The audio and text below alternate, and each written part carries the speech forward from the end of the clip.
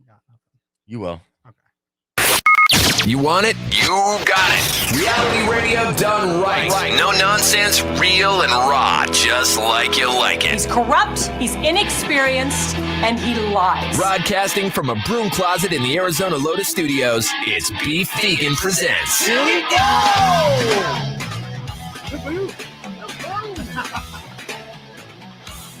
Yo! What's going on? It's Beef Vegan Presents. Good morning and happy Friday to you. My name is Beef Vegan. I'll be your humble host. With me this morning, give it up for Powers. Good morning, Powers. Toot toot, sir. How are you? Happy Friday. Oh, I'm doing good. I got such a great show lined up.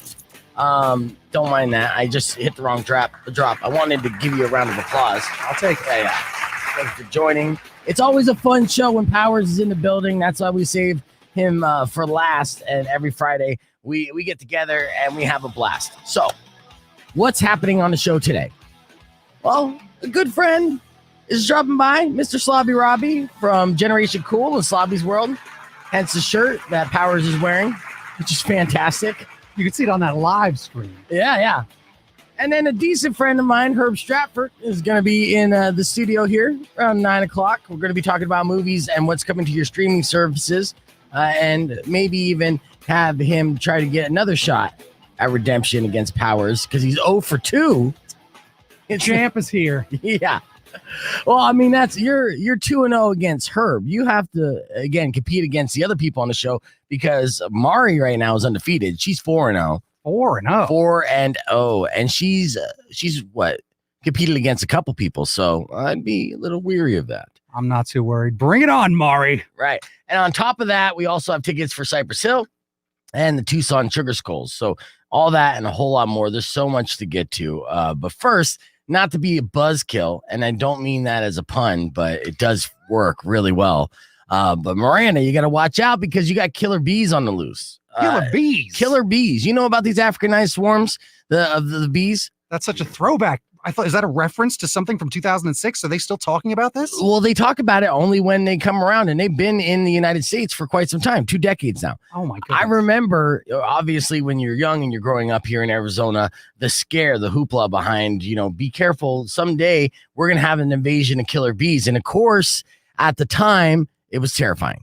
Right. Yes. It was like, a Hitchcock film. You're like, oh, no, they're going to come. They're going to invade and attack us all.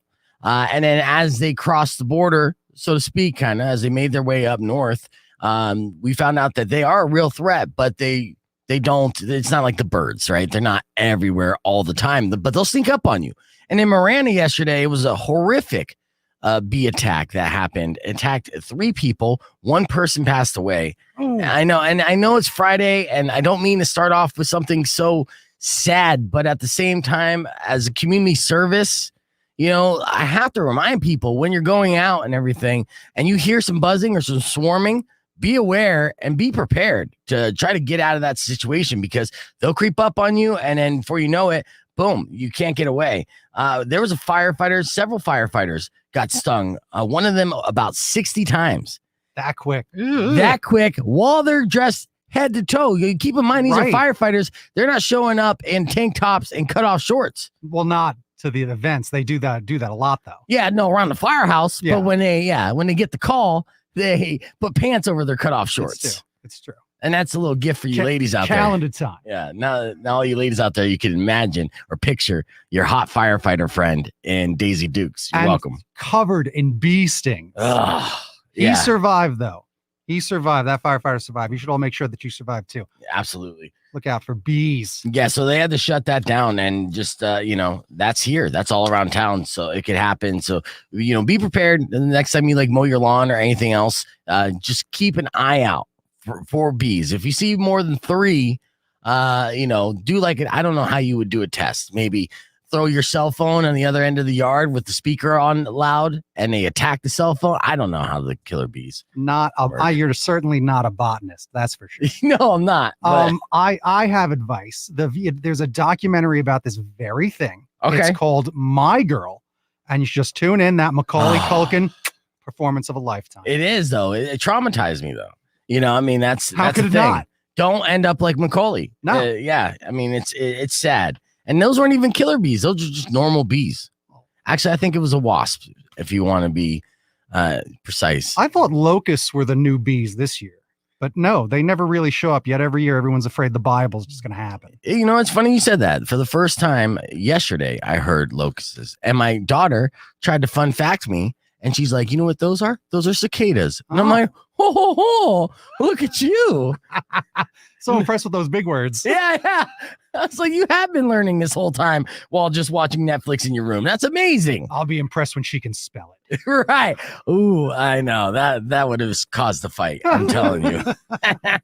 As I get ready to get her in high school, you know, she has a brand new high school, and her first day of school is next Thursday. Okay. And I'm nervous about it, you know, because, you know, being in this business and this last few years, it's very sketchy. It's very much a carny's life, right? You almost have to be prepared to move around the country or whatever the case. I've been fortunate enough to stay in Arizona. Yeah. So, you know, growing up, my daughter had the security of going to the same elementary school. Okay. But then we moved down here, and, you know, she was in a couple schools, and then I moved her back up to Phoenix when I got fired from this company the first time. And then, you know, I just recently moved her back down, but she did a couple schools up in Phoenix, and now she's coming down here. She has a brand new school, and I'm afraid I'm raising a young Marshall Mathers, right? So it's just going to school, and it's very difficult to hit the reset and make new friends over and over again. What, did this happen to you growing up? No, I'm just saying she's spitting hot fire like some sort of champ, or is she just coughing up mom's spaghetti all over herself? I don't know yet. You know, she's still working on her rhyme skills. She's not up there yet. But I mean, you do your best when you're a parent, right? Yeah, and I'm I concerned, hope. and I love my daughter. We have a great relationship, but she has mom issues, and then moving around from school to school is not a great setup. No. But either way, we're still excited / nervous for her to start this new high school. So we went there yesterday to give them some paperwork, and then we got a map in the schedule. And so I was like, hey, you want to like walk around, kind of map out your path from class to class? And she's like, sure. So we go to do this. I find the first classroom, and then that's it.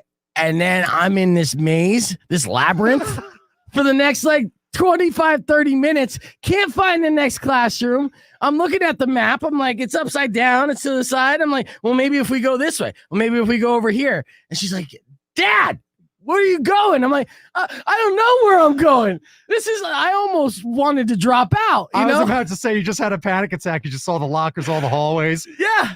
The rooms is spinning. It's like that Twilight Zone camera where things are in focus, but not in focus and moving forward and back at the same time. Yeah. That's not good. No, it was not good. So, I mean, I got to the point where we were both like, F it. And I was like, okay, well, you know, if you're late the first couple days, I'll excuse it. You know, I don't know how you're going to find your classrooms in this mess. It's like 2 stories, split level, and it's a maze. And, you know, it's cool. And I'm sure the school's great. But at the same time, I don't know how the kids find their way around there. And it seemed like, you know, the schedule, it's like one class, the first class is on one end of the building, and then next class is like in another state, basically. So long as the first class is cartography, she'll be fine. Yeah. Just put a compass on that map. She'll find her way eventually. I should have tried to sign her up for that. That's my bad. Oh. These days, if there's a wash nearby, you might be able to use a canoe. Mm-hmm.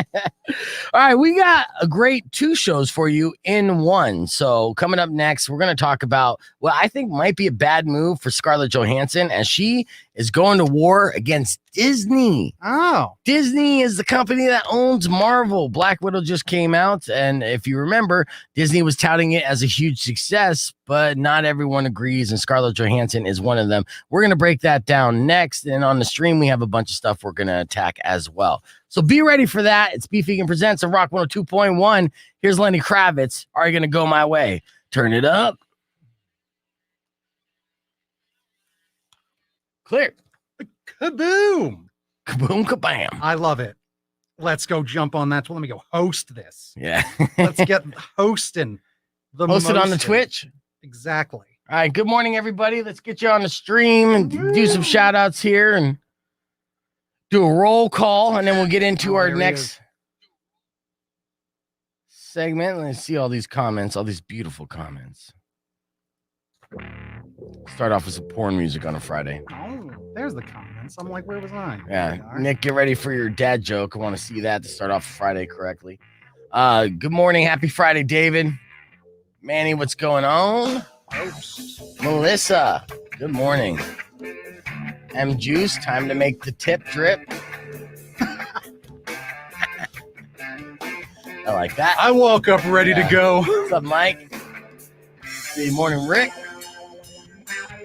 That's me. I got some time before the electrician gets here. That's good. Good morning, Melly. Yo, yo. Tim, good morning, brother. Eric, what's up? Screaming Dean said, good morning, all. Happy Friday. Woo! Happy Friday, Screaming Dean. Indeed. Yeah, don't fuck with the bees. Right? That was terrible. I know. It was sad, and It is sad. It's tough to open a show like that too, but at the same time.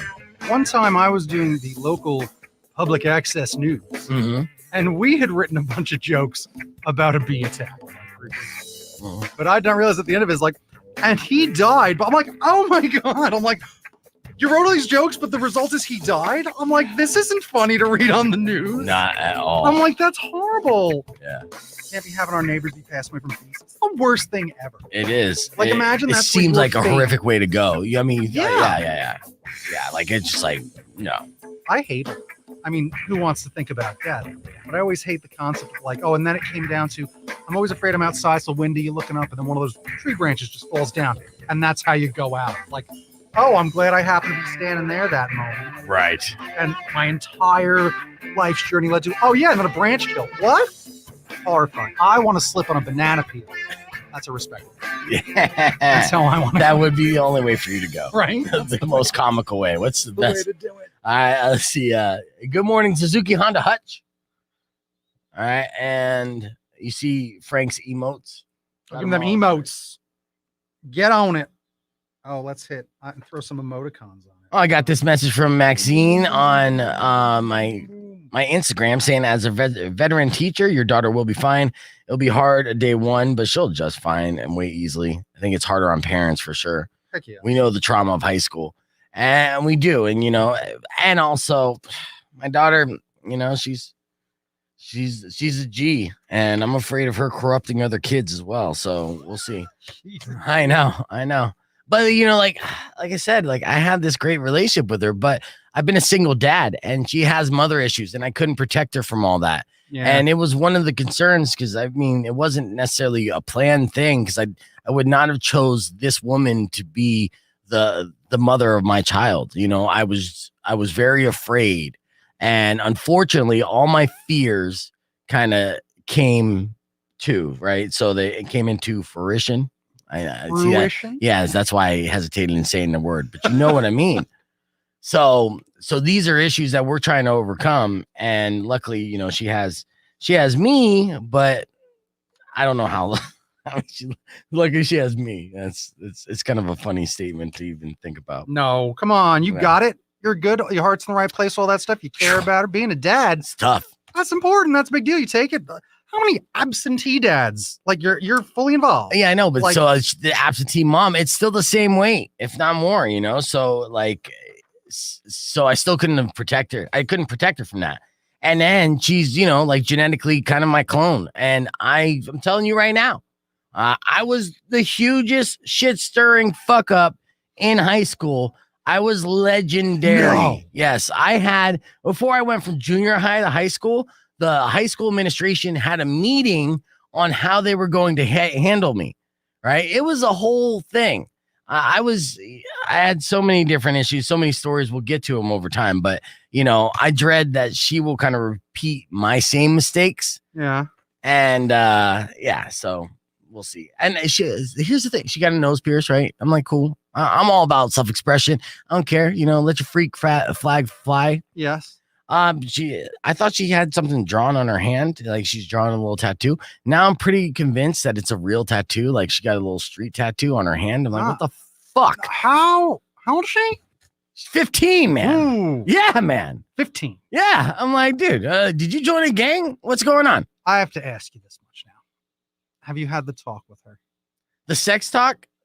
I try. She gets all, awkward as she should. Good. That's the hope. Yeah. And who knows, she's she's part of the generation where they don't like definitively say what their sexuality is yet. Sure. They're still figuring it out, right? All right. So Be that as it may, mhm. I suggest, I'm not sure if you know about these public schools, but you might want to give her the thing about safe sex so that she does not wind up pregnant. No, I know. Because safety and condoms are very important. Well, luckily right now she seems to be leaning towards dating girls. All right, good. So I don't have to worry about that. Good. Yeah. And I'm all for that, but I know it's not going to stick. Listen, these days, all right, we grew up with that, and then it gets to lesbians. They're pushing thruples now. That's what's coming. All right? You're talking about my daughter and thrupling already? Sorry, she's 15. Thruples are what's coming in your future. God damn it. It's You not gotta you worry about one-on-one two. now anymore. Now you got to take on a tag team of people coming after your Whoa, daughter. whoa, whoa. Did I say tag team? Did I say tag? Come I'm on, sorry. Powers. Get together. I'm All right, sorry. we're on 7 seconds. Dear Lord. All right, here we go. Rockwood at 2.1 KFMA. Scarlett Johansson is making headlines today for a bold move. This is a bold move, Powers. This is a bold move. She's trying to sue Disney, the most powerful entertainment company in the world, probably one of the most powerful companies altogether in the world, right? Far more powerful than Thanos himself. Even Galactus can't hold a candle to, I believe, the mouse. That's true. Now, the reason why she's doing so is because she had a back end deal for Black Widow. Now, Black Widow was pushed back because of COVID. Black Widow should have came out last year. It's been in the can, and they've been waiting for an opportunity where they could finally release this thing and make money back on their investment. Plus, we want to move forward in the MCU, even though this is like a side chapter. And I mean, besides an extra credit scene, it doesn't move the narrative forward at all. I didn't see it. Don't tell me what thing. I don't got I'll tell you $30 this. for Disney. Look, my mom rented it on my Disney Plus account, so I was able to see it. I was curious, but I wasn't excited. I've seen it like 3 times. I haven't watched it through from beginning to end once yet. Oh. I haven't seen the end. I just kind of put it on. I lose interest. It's in the background, and that's what happens. So that's my experience with Black Widow. You may have a different experience, Well, but I feel like I'm having the future. This is your review of Hawkeye. No, I'm sorry. That's coming. That's in the future. That'll be later. That'll be later. Yes, I hate me some hockey. But okay, so when this movie came out, Disney CEO touted it as a huge success. Not just a huge success for Disney as a company, but for their model going forward. They were testing this. They were essentially saying, hey, let's see if we could dual release like other companies, HBO Max being one, on the same day in theaters and on the streaming service. On the streaming service, we'll charge $30, and of course, we'll do the theatrical run. We'll do it at the same time, see how much money we can make. Well, opening weekend came. A bunch of people went to go see it in the theaters. A bunch of people watched it at home. By Monday morning, they were touting this as a huge success and said, this is great news for the future going forward. This looks like this business model works, and we're going to continue to do it. The problem is, the very next weekend. And then weekend number 2 came. Yes, weekend number 2 came. Nobody showed up to the theaters. Theater owners across the nation, furious. They blamed the streaming service. Okay. Now you're about 4 weeks removed, and the gross totally dropped off. Nobody's seeing it in theaters. Everyone that wanted to see it already saw it on the streaming service. Nobody's talking about maybe the movie's not that good, and that's why it's not making that much money. But here we are. So since it didn't make that much money in the theatrical release, that was the box office. I don't know in her contract if streaming has anything to do with the overall net, and it should. It can't. It can't? No, because people are just signing up for Disney Plus. I'm sure she's going to get a cut of the $30, Yes. but that's not going to add up to what her sweet back end was supposed to be. She's got a nice back end. It was supposed to be, they're saying $50 million is what she's like lost. Right. She would be 50 million ahead. That's why she's suing. Yes. Well, that's a pretty big penny. That is a big penny, and nothing to sneeze at for sure. So that's exactly how much she's suing Disney for, that $50 million to try to make up for it. Now, I'm going to play devil's advocate. I'm going to look at both sides. Mephisto's advocate. yeah. Here. So one, I get it. Scarlett Johansson is 36 years old. So in Hollywood, that means she's 95. No more superhero roles are likely in her future after being branded as Black Widow. They killed her off anyways. She knows that's the end of the line when it comes to Marvel and the universe there. So this was a big cash grab. From here on out, it's indie films and playing people's grandmothers. So that's Hollywood, man. Don't blame me. That's Hollywood. I still think Scarlett Johansson is a beautiful woman. And, she's younger than I am, but I would date her in a heartbeat. Everyone knows this. Oh, wow. Wow. I know. She could get it. She could get, no kidding. Yeah. Beef. I'm going to go out on a limb and say, I'll give her word. some charity D. Holy Lord. I'm like, oh, you didn't make $50 million? You must be sad. She's probably broke. You know what'll make you feel better? Charity D. There it is. Yeah. But anyways, so I get why she's doing that on that end. Here's the flip side to that, though. Is this a bad move and a career killer? Is this essentially guaranteeing that she will not have those higher profile roles that she had in the past, especially since now Disney owns Fox, Disney owns Marvel, Disney owns everything. So where are you going to next? Excuse me, you're going to go to Miramax? You're going to call up Harvey Weinstein and say, hey, you want to resurrect your company real quick? Oh, man. That's not an option either. So, this might be biting the hand that feeds her for what? She's in a successful relationship. She's had a successful career. Both, their earning potential is through the roof. Sure. Yeah, you might have missed out on $50 million here, but you could make up for it in another movie. My concern is that, you see, these Marvel superheroes, they're here to live forever. I assume that it's always going to be Chris Evans because they're going to CG these people. And that's what it is. And money will go to either that person or the person's family. Yep, wherever it goes, just like Mark Hamill was just in The Mandalorian. He will always be Luke Skywalker, always.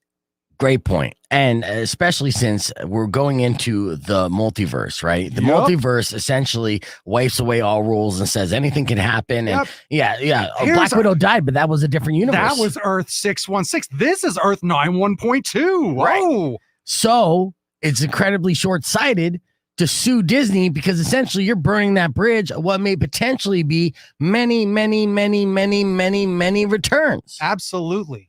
They're going to give her many returns. That's it. Goodbye. Goodbye. That's tough. I don't know. I think that's not the best strategy. Right. I think you got to kind of, unfortunately, you joined that army. You got to bow down to the mouse. Yeah. I don't know. It's a bad move. Well, let me say this. What say you? 600 KFMA. That's 600 5362. Geek out with us. I know I paused. 5362. Geek out with us. Do you think it was a good move? Like Scarlett Johansson deserves that $50 million and she has a right to sue Disney for that? Or do you think this is biting the mouse hand that feeds her and burning a bridge, potentially ruining any future income? Again, 600 KFMA, 600 5362. We'll take those calls on the stream and replay any of them if they're good when we return. And we also have Macho news. That's coming up next on Beefing and Presents. So go nowhere. Where are you going? Nowhere. Clear. So good. Yeah, right? I mean, it's so fun to talk about this topic in particular, too, because, I mean, honestly, it could go either way. And a lot of people are like, ooh, girl. I love that guy. This is the first Marvel defection. It's just like wrestling, right? This is now the first person's like, I'm done with you. I'm done with this. You think she's going to go to DC? That would be quite. No, actually, supposedly Suicide Squad was really good. Suicide Squad is going to be amazing. That's James Gunn, right? The problem is they don't have James Gunn forever. He's going back to Guardians of the Galaxy, which was great too, because Guardian of the Galaxy is basically shooting two different projects: the holiday special that's going to run about 40 minutes, and then Guardians of the Galaxy Part 3. Both directed and written by James Gunn with the full cast. It's going to be fantastic. Heck yeah. And then the holiday special's coming out Christmas next year. Okay. And then it's like canon. It's a piece of the puzzle. So what happens to the holiday special? We're going to see a Groot Christmas tree, and it's going to be the most important thing that's happened. Right. Yeah. And I'm very excited about Suicide Squad, and I don't know if Herb's going to talk about it today, because what is it? It's coming out in August. Maybe it's August 10th. Okay. So not this week, but next week or the week after. It's around that release date for HBO Max and in theaters. So I can't wait to talk about it in the early buzz. But honestly, I knew the movie was going to be good as soon as they announced that James Gunn was doing it. I'm just a stan for James Gunn. No, he's really good. You ever play Lollipop Chainsaw? That was a video game that he made. Like it's not. He makes good fun stuff. He does. He knows how to do it. He's kind of over the entire superhero genre. Yeah. In a way, he thinks that most of the other films are boring. They're shtick. They're hack. They're returning to the well kind of too many times. Yeah. So it would be. I don't know why I'm so phlegmy today. I blame it on my girlfriend. That is phlegm, right? Okay, now I'm getting gross. 3 people just dropped out of the stream. Don't forget to hydrate, folks. Yeah. Very important. But there again, clear it out, man. Clear it out. Let me hit the reset, clear out my phlegm. I'm gonna be back here. I have so many things that we want to talk about on the stream. Like warheads and a bogus Pez dispenser hack. I got that coming up here on the stream. This is all stuff strictly for the stream. I have a real American genius that we're going to talk about today on the stream. A house that will meet all your CIA black site needs. Yeah, piquing your interest on that. And something in New York called The Vessel. This thing is weird. It's a tourist attraction, but there's a problem they've been having with it. It's very dark that I can only share with you on the stream. This vessel thing looks really cool, but it also reminds me of one of those paintings with the upside down stairs and the maddening. MC Escher. Yeah, there you go. Say it again. What is that? MC Escher. Yeah, MC Escher. I bought a pop-up book of him a week ago at Bookman's. Really? Yeah, it's awesome. Nice. Hopefully it doesn't drive you mad like The Vessel's been driving people mad, because it's a very weird scenario that's happening out in New York City to where this $2 million project might have to be shut down for good. Really? Yes. Oh. Yes. Fascinating. I know. See, so all that's coming up just on the stream. And then we have a bunch of stuff that we're going to do fun on the radio. So, stick around. Let me hit this reset. We'll be right back. Talk amongst yourselves.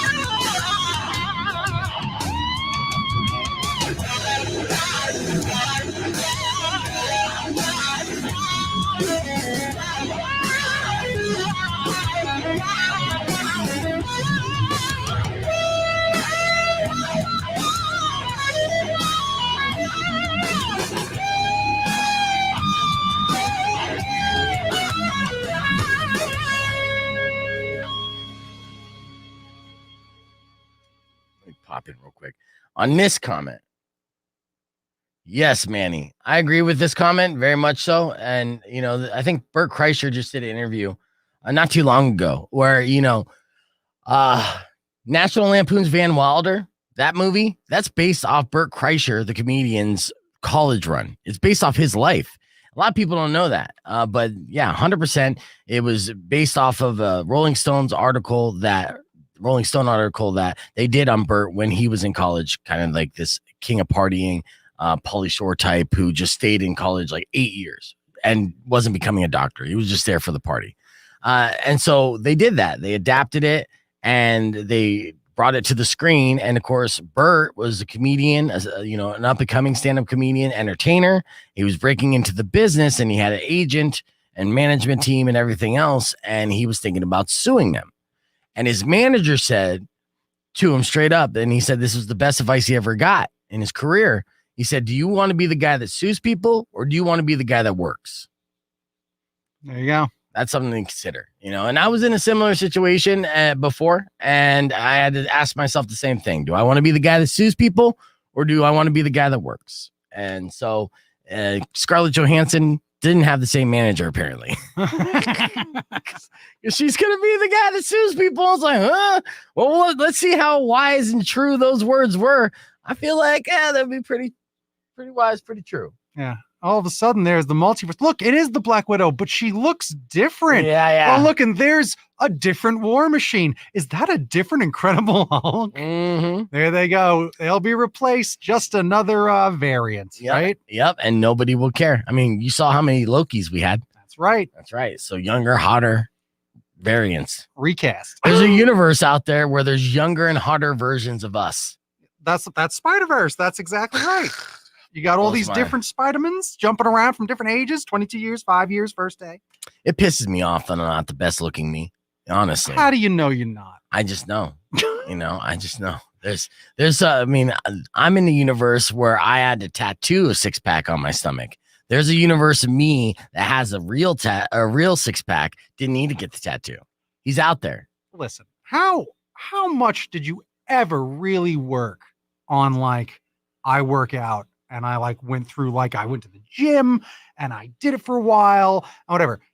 How much in this reality? I've had stints, after the first, I lost some weight and it was working out when I was living in an apartment down here. Over the past year. I was doing pretty good, swelling up. I got to get back into that. I got a little lazy. After my baby's mom, left me and I had to get back into the game, single man. I had a personal trainer, was going to the gym, did one cycle of steroids. I was like, yeah. I was like, let's try these out. All or nothing. Yeah. It did not necessarily work, but I was looking pretty good for a minute. And then, then I stopped. So, okay. Yeah. But there's a universe out there that has a version of me that never stopped going to the gym. Stuck with it. Yeah. That's stuck Who with looks it. like the guy in your hat. There you go. Yeah. Dig it. Yeah. Oh yeah. That's amazing. See that? I don't know. I like this universe as you. Oh, that's very nice, Frank. That's or Powers. I shouldn't say that for it. I know. That's fine. Don't say the F word is right. Yeah. The joke I've been making since day one, it comes true. That's how you plant these seeds in reality to happen. Mm-hmm. So, because you're doing all right. And you, in this reality, you have one of the most ridiculous tattoos on the planet. That's true. Easily. The entire planet. No, yeah. so that's wrong. You have two of the most ridiculous tattoos on the planet. Yeah. All right. So that is, again, you should remind the stream about the other. I say, give them the old. Right. Woo! Good morning, PU. No, it smells good. That's right. It's fresh as a daisy. Yeah. At least my universe, makes some noise. It's a big universe here. It's big personality in this variant. All right, let's do Macho News. Rock 102.1 KFMA. It's 6:35 and time for another edition of the Macho News with the Macho Man, Randy Powers. Yeah, dig it. That's right. Beef vegan. How you doing? I'm doing good. Oh, I'm excited to have you back talking about all things pro wrestling. I know it's been a big week. The drama is filling up both on screen and off screen. So break it down for us, my man. Break it down. That's right, Beef. Let me tell you, I've been watching lots of this professional wrestling my entire life. I love it inside, outside, all sides. That's right. Yeah, I was watching some of that WWE SmackDown last week. That's right. Live. They're back. And they've got fans in the audience. And you know who else came out in that?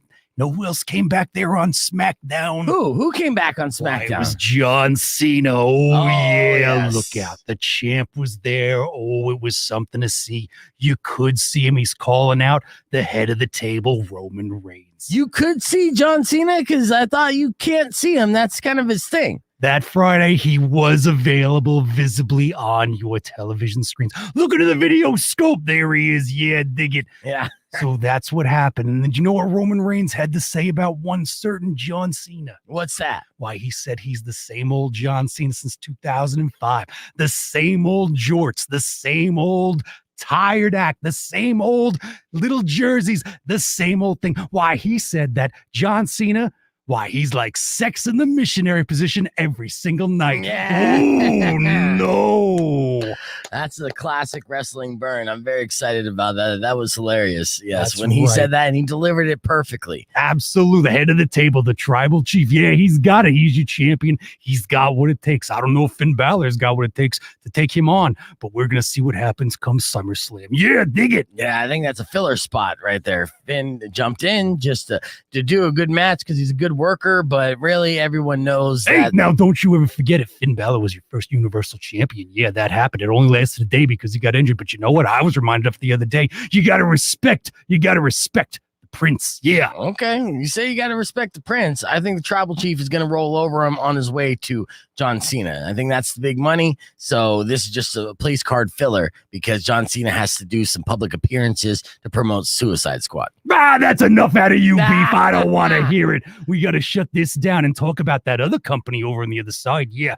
Did you happen to catch that AEW? Yeah, dig it. I did notice the Twitter buzz about Chris Jericho's hardcore match at an indie street, like no rules barred. What do they call it? Oh, it's a death They call match. it a death match. Yes. Yeah, King of the Death Match there. When Nick Gage got on that AEW, that's right. Some of that main event spot, main event money taking home the purse. That's right. That is insane too. Nick Gage, is a former crackhead, former prison inmate, death match wrestler who recently has been getting a lot of mainstream press for being involved in documentary You Can't Kill David Arquette.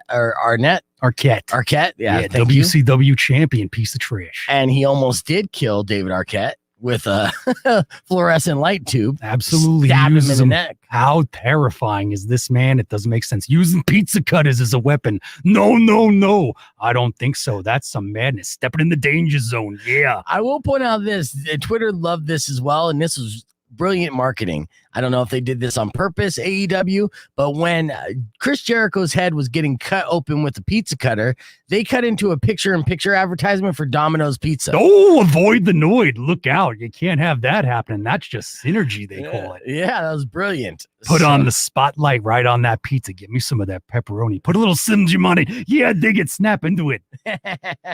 with some extra sauce. But yeah, for a 50-year-old Chris Jericho to do a death match on national television was a big deal for wrestling fans. Absolutely. Taking light bulbs to the skull, falling on plates of glass. Ouch. I don't like none of that. Not my style for the Macho Man. No. Oh, no. So what is coming up in the wrestling world? What's the big buzz and backstage rumors that we're Big buzz excited about? Is still that Bryan Danielson, formerly Daniel Bryan. Yes. Yes.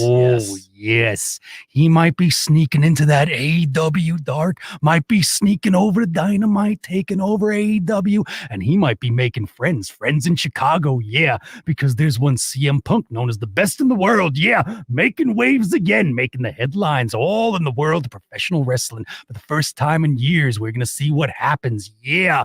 Pipe bombs, who knows? Yes, chance, we'll see. AEW, it might be the place to be. Oh, yeah. Dig it. Yeah, this might be the beginning, a new beginning of the Monday Night Wars. If they can grab CM Punk, will that be as big as Hollywood Hulk Hogan or Hulk Hogan turning into Hollywood Hulk Hogan and joining the NWO? We'll find out here soon. It looks Be like. a man, Hulk. Why you got to bring up Hulks? Where's these Hulkamaniacs? Sorry. I don't want to deal with it. I got nothing to do with it. I'm a memory. I'm getting out of here. Be a man, Hulk. I was in Spider-Man. I got you for 3 minutes. 3 minutes of playtime. Yeah, dig it. I'm sorry. I forgot. I can't bring up that name around you. I know that the rivalry is long and passionate, and I apologize. I won't say that name again. Never again. Not in my presence. No. Who No. said animal? Who said it? That is the Macho News. We'll be right back with more Beef Vegan Presents next. Excellent. Woo, yeah. I had a few good ones right in there. Yeah. You got to get in that real crawl there. People don't remember that much, man. They remember the screaming. But you got to like when you get all in there real close up like and you love it. Yeah, dig it. That's a Macho Man. That's how you got to do that slow, tight one. I love it. That was a good time. There you go. Give me them emotes. I love it. Happy Friday, long week. Good time. Macho Man's fire. I take it. They dropping emotes? Dropping them Big emotes. Daddy Big Tucson? Daddy getting it done. Yeah. I love it. Now, and again, you got to love that. You got to love that. Let me look at these comments. Right? I love step into a Slim Jim. Nah. Oh, we got a botch. I might say that. Did you ever guys see the show? Where was the home life of John Cena? I did not watch Total Divas. I think that's the one it was. Oh, That's Total what it Bellas. was. Yes, Total Bellas. You know what's funny about that though? My mom loves them. That makes She sense. loves the Bellas, reads their books. So she'll call me and be like, I'm just so sad that Nikki, I think she's a bitch that she got rid of John. I don't understand. And then she married that dancing with this just immediately. Right. So she's all invested. It's great. Yeah, it was weird seeing that too because Cena himself, it comes off so robotic and just like I thought that was the worst thing for his career because his charisma on screen when he's in character, he's acting is very good, and his off screen, real persona, the person he really is very unlikable, man. I will tell you what it was like. Watch some episodes of that. Come on, that's phony stuff too. Yes. It's him touring Nikki around the house. Do you know what it was? It was the scene in Superman where Superman is like bringing Lois around the Fortress Sultan and he's robotic. And it's like, look at this. But Nikki's a bimbo. So it's like, there's the signing of the Declaration of Independence. And she's just like, oh, is that, the Backstreet Boys? Like, what's this? And he's like, that's this thing from history. Here, come look over here. And that's what it was. It was like watching that weird, like, I'm Superman, but here's this bimbo I kind of really like, and I'm going to show this stuff. Oh, man, that was dumb. That's funny. Let's try to move past it. Here, come over here to the dining room. Yeah. Let's go to the dining room. Let's go back to the bedroom. Check the bedroom. That's all we got. That's so good. And I'll go work out when we're done. Right? Oh, man. I love John Cena, though. I was missing John Cena, and then he happened to show up.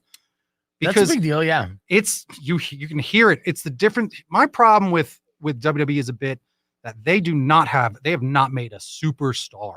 Because even Roman Reigns, it's not The Rock, Steve Austin, these people that are Hulk Hogan, the Macho Man, these people that really carry a company and are a voice of a generation. Right. HBK, Diesel, even at a point, and they got the bad years, but they still were there. Right. Right. And it's like, he's selling the tickets, but this is like the strategy is like, oh, the WWE's in town, not this guy, right? And whatever. So we're in a weird spot, right? But no one's risen up.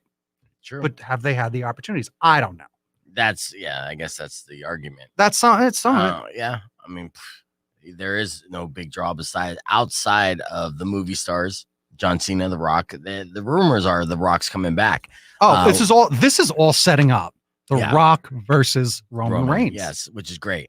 And I think The Rock would love to do it. Obviously, it's in the bloodline. It's a great storyline to lead into it. I think if I was to predict how they're going to set it up, they'll come in with the bloodline at Survivor Series where The Rock will be on Roman Reigns and the family side. So we'll get to see that. And you think that quick and it's going to see. Yeah, I think this is a slow burn. I think Roman Reigns might be champ all the way till not this WrestleMania, WrestleMania Hollywood. Okay. So, but it could be you where it's like they might do what they do. It's WrestleMania this year and then rematch next year. Yeah. Well, I mean, I guess he does have John. We'll see. Here's the setup here because they have WrestleMania next year, which is still like 8 months away. So the setup is he's, feuding with John Cena, and then Survivor Series. Say they go old school Survivor Series teams. You got the Bloodline with The Rock on Roman's side going against John Cena's team. That's a big draw, right? So that happens, and then somewhere along the lines, maybe at SummerSlam there's a turn, or something after SummerSlam where there's a turn that will start leading to the face-off and the ultimate showdown between Roman and The Rock at WrestleMania. And they do like to start setting up storylines at Survivor Series, absolutely, and then slow build it into April. So I don't want to be all braggadocious. I've been to a few manias. I happened to be at like the entire storylines of The Rock versus John Cena. I was at Madison Square Garden when they team up. Yeah. At Survivor Series. I was at the Mania that sets it up. I was happened to be in, I think at a Fatal 4-Way here in Arizona visiting. It's like, oh, there's an event and it's part of the story with The Rock. It's one of the few things he did. Yeah. The only thing I missed was them at WrestleMania. I did not go to Florida for that WrestleMania. And it sucked because The Rock beat him. Yeah. And I was like, oh, because I love The Rock. Yeah, the first match was really good. Yup. Really good. And The Rock hurt himself big time. I know, tore, and that's why he's like, I might not do it. He tore his pec real bad, and it cost a movie 9 months or something, which is insane. Mm-hmm. It's a big deal. That's a big deal. That's why I don't know if he's going to come back a lot. If The Rock comes back, it might just be a one-off versus Roman, and it might be his retirement match. Well, as far as being in the ring, yes. Yeah. Yeah. So maybe he won't be on, but that's the thing. If he was going to do something like light workout, he could be on a Survivor Series team and not necessarily have to do a ton, and just go in, maybe take a couple bumps, but really just show off some of his safer moves, make the crowd pop. And then how did he rip his pec? It was a rock bottom. Was it? Yeah, I believe. Or was it him taking the FU, ripped his pec, or he tried to do the FU or something?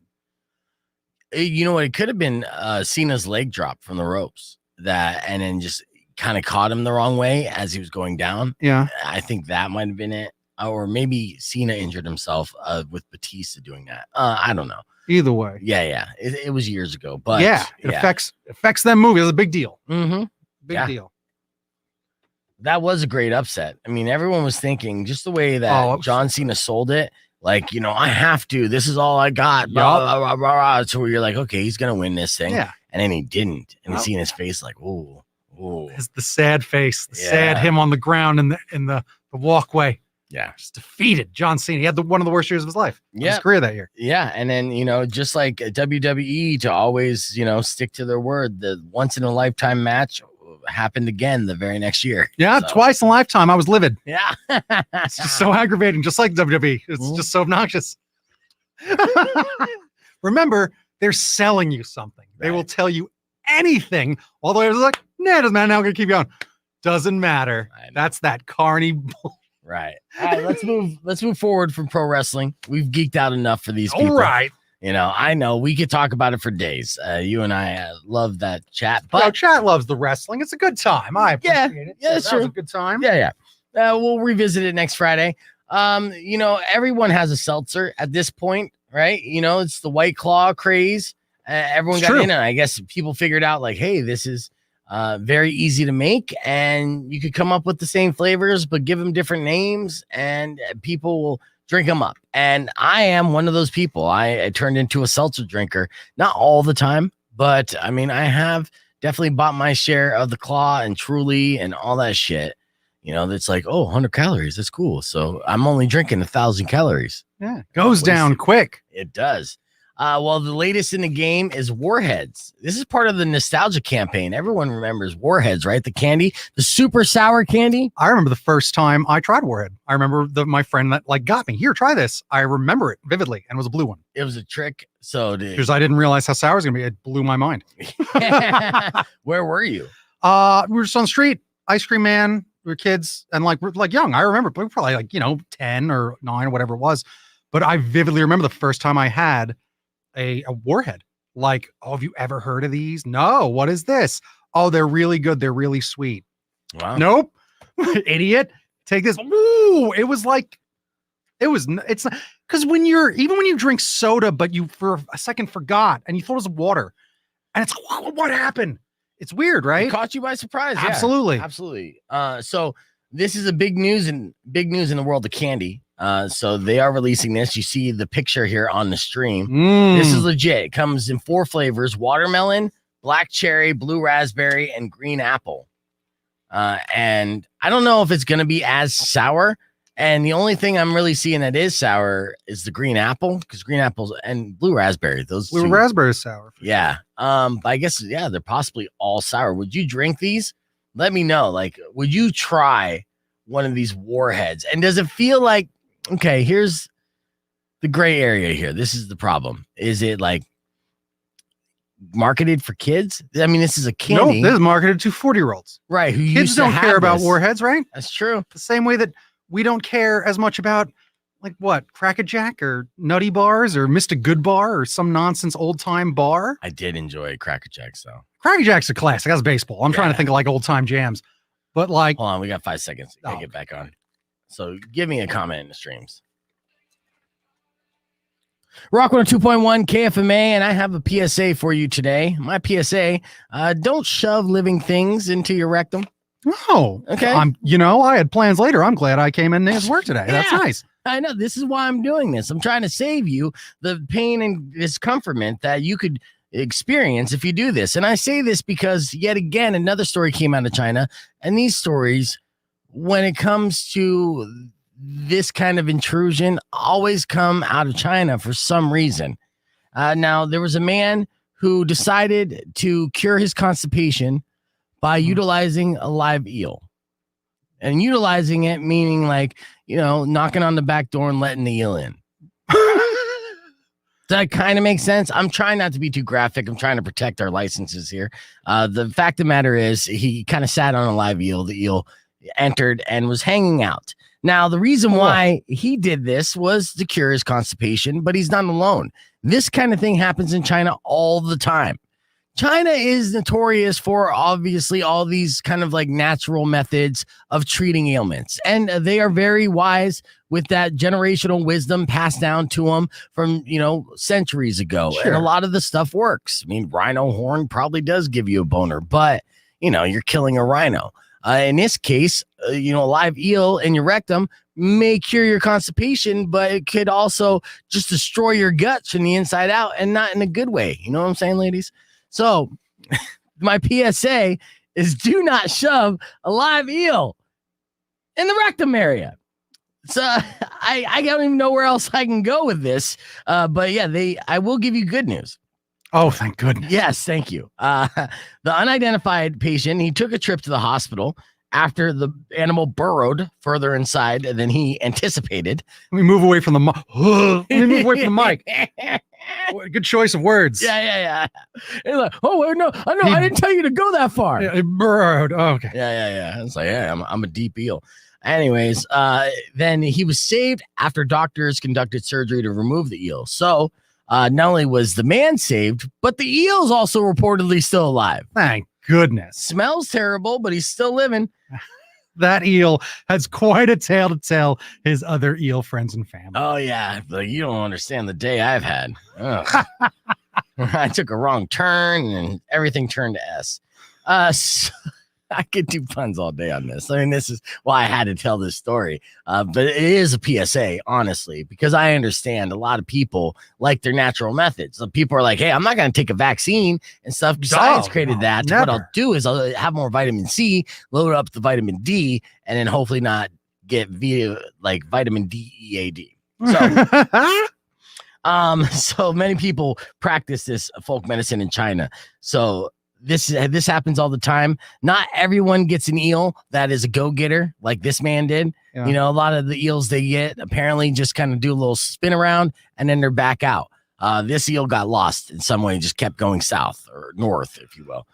So again, we'll wrap it up with Well, in the PSA. apparently do they not just have Chipotle's out there in China? I mean, that's what makes me go real quick. That's what I'm saying. Yeah, absolutely. It's like, isn't there something you could eat as opposed to doing that? I guess it's the quicker way. The same difference. The ends justify the means. Like the end result is that you're going to be sitting on the toilet for a couple hours. And so you could either take your medicine through your mouth or you could take the rectal route. Good to have choices. Life is wonderful. Options are great. Excellent. I don't know where to go else from there. So there's your PSA for today. When we return, we're giving away a pair of tickets for Cypress Hill. Oh, yeah. And in theme with everything that we do here on the show on a Friday, we're going to play another edition of Last Geek Standing, Wrestler or Reefer edition. Oh. So your chance to win Cypress Hill coming up next on Beef Vegan Presents. Clear. Well, you haven't stacked the deck in my favor all again. Not one bit wrestler or. I know. But no, they should just say the category should be powers relative. I know. Herb, you don't got a chance. No. Herb's not playing this game. This is a listener game where they're going to be playing against each other. So they're playing against each other. It would be then completely unfair. It would be completely unfair to do that. Yeah. I would not do that to the listeners. I'd give them a fighting chance. I did have a game that I played the other day with Matt Man, where I gave Matt the tickets to the Tucson Sugar Skulls. All right. I legitimately gave him. I'm like, hey, you want to go to the game this Saturday? He's like, yeah, absolutely. I'm like, cool, here you go. And then 10 minutes later, I'm like, oh, by the way, we're going to play a game with a listener. And if you lose that game, the listener's going to take those tickets away. So that's exactly what happened. Stakes. And that's what happened. Did he lose? Yeah, he lost. He lost. And he didn't want to lose. And I'm like, oh, sucks. Oh, Mattman. Mm-hmm. Oh, Mattman. It's so good. Yeah. And it was in some of these comments. Some of these hot comments. I love it. We got hot comments. Good. Just good. I'm glad to watch the chat hanging out with them, talking to one another. It's nice. Nice to have a good group. Morning, Mecca. Right. And that's, again, hamster. Good idea. Troll quality knows. What happened to gerbils? They don't have those either? Well, and you know, gerbils in China? Gerbils don't cure constipation. They just tickle you. I guess. Do you remember? See, again, we're old enough. Do you remember Lemmy Winks? I do. That? Absolutely. I remember the first time I saw that. That was so funny. With Lemmy Winks, it's funny that you mentioned that because I did that Casa Bonita story. Yeah. Did you see that Casa Bonita's in the news right now because Trey Parker and Matt Stone are trying to buy it? No. Yes, and this is actually right up your alley as well. So Casa Bonita filed for Chapter 11 bankruptcy. Okay. The parent company is actually based out of Arizona, but with COVID, the pandemic, they lost a lot of money, and it's a big place. And so they filed for Chapter 11, but that's just to protect their assets. Right. It's not necessarily going out of business, but Trey Parker and Matt Stone saw this as an opportunity to put in a bid, and they're actively and aggressively trying to buy Casa Bonita. And the reason why is because they love that place so much growing up, but they do not like the state that it's in. Right. All right. So, they want to buy it with the intention of making it as great as it can be, as great as they thought it was when they were kids growing up, a total passion project. Now, nobody has more money than Trey Parker and Matt Stone. Right. They have this. It's throwaway money. It's like, yes, we don't mind spending millions upon millions of dollars just making this fun playground a reality again. So they're trying to do it. People are obviously getting behind it the more that the story gets out about this. And I don't know if the company will sell, but I do hope that they do, because you don't have any better buyers than this. And the couple things they said, they're like, first things first, what we would do is completely reinvent the menu. It's a restaurant first and foremost. Well, that's interesting. It's a restaurant that, has a large waterfall with cliff divers, has a giant cave. So they said they'll make the cave bigger and cooler. They'll upgrade all the video games because it's like arcade and stuff like that. And they're just going to trick it out. But first things first, the menu. So the food has been subpar for far too long. You think the Chuck E. Cheese type stuff. You're going there for the attraction. Then they serve you cheap food, overpriced. Yeah. They don't like that. My favorite thing about Chuck E. Cheese, there was just a spigot in the wall that said wine. Yeah. Yeah. Oh, that's for mom. Mm-hmm. That's for mom. Give me some of Chuck's wine. Yeah.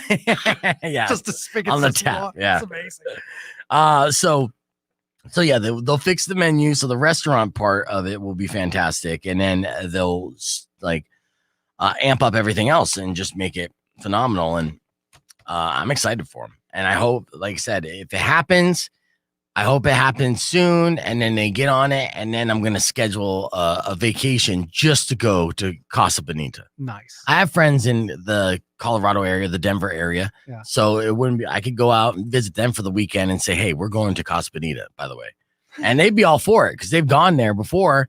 And on it, I remember seeing that my friend Beth's post when she went there. She was a little disappointed. She enjoyed the cliff diving and all this like awesome stuff, but the overall experience was not great. And of course, they were so excited to go. Yeah. And this is the type of reaction from people that got Trey Parker and Matt Stone so passionate about saving the place because they don't want to see something so iconic to them growing up in that area go down that way. Yeah. Yeah. Casa Bonita, come on. Yeah, and then of course, if they buy it, then there's going to be South Park themes and everything I else. imagine they would throw some South Park in there. 100%. Why not? Well, Casa Bonita has been featured in their video games, obviously in the show series several times. Funny. Yeah, we have a local Casa Bonita. we do. Yeah. Who? Where? But it's just some thing. There's a Casa Bonita. I think it might be on First. It's called Casa Bonita. Casa Bonita, but it's just Nobody cliff diving. no. I believe it's in a strip mall. It might be close to Yoshimatsu, somewhere in that area. I could be wrong. Something like that. That's on Grant. I don't know where I am, but somewhere. Yeah, I know okay. there's some small place called Casa Bonita. And I'm like, oh, Casa Bonita. I'll try it, but I won't have high expectations. There's no cliff divers. And well, see, right off the bat. But I'm maybe the food's better. Well, if it's Mexican food, I'm sure it will be. Right. First and foremost. Mm-hmm. All right, let's get back to some more content here. So going to my video sheet, which I have several. Let's do our Real American Genius award here. This guy is the quickest draw in the kitchen. Yeah. Oh, quickest draw in the kitchen. And why do I say that? Well, I'm so glad you asked. Let me back it up a little bit. He's an unnamed man in Washington State was placing aluminum cans in his fridge last Saturday when one of them exploded. Okay. This infuriated the man. So he was startled and he immediately pulled out his pistol out of his waistband and fired around into the bottom of the fridge. Well, yes. Quick draw style. You son of a bitch. Oh, bam. I was startled. Yeah. Just because he was startled. And so the alarms, that alarmed some neighbors, obviously, because he's living in an apartment. The guy's shooting at his fridge, and the cops are called, and the guy, they found the guy yelling incoherently in the alleyway. So he was pissed. So he wanted to take it outside and pick a fight with the garbage can. He won the fight with the refrigerator. Now it's time to. He won the fight with a small can, but he's like, I'm going for you, big can family. Absolutely. I know where they live. I was taking them all out. Let's take this outside. Yeah. He told the police that people who live in the basement wanted to kill him and that they shot at him. And so he fired back in self-defense. There's just one small problem with that. No one lives in the basement below the man. In fact, there's no basement at all.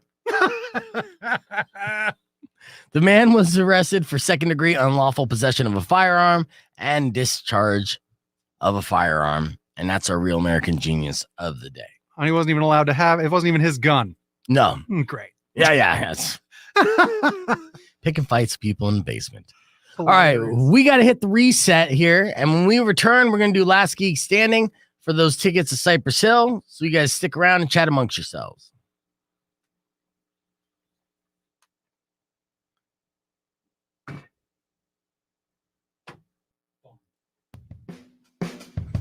Keeping it fun.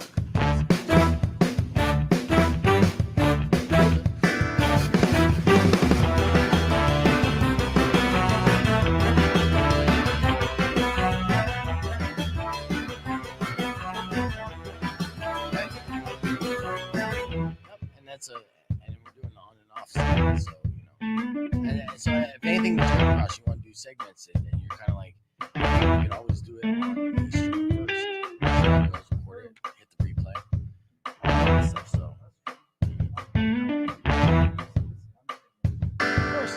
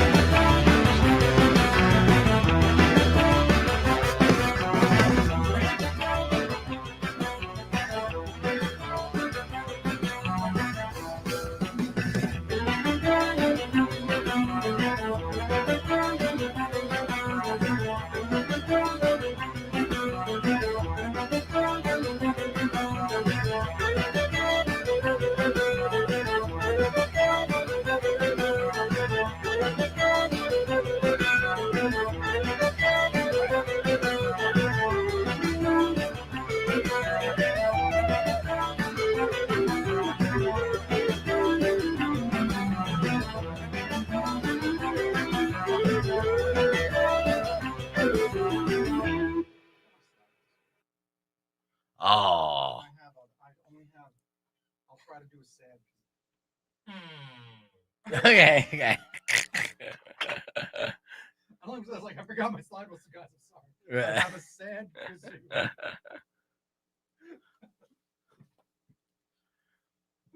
I get this cool Jason Sudeikis story about writers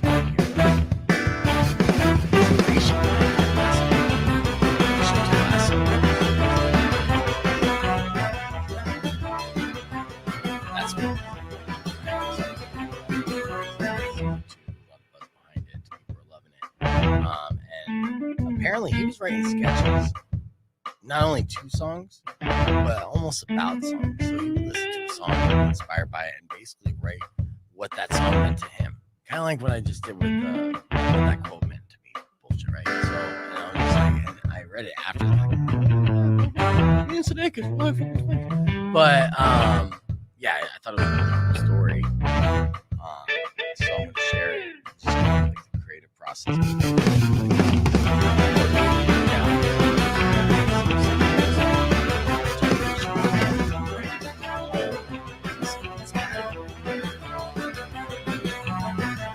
And basically, essence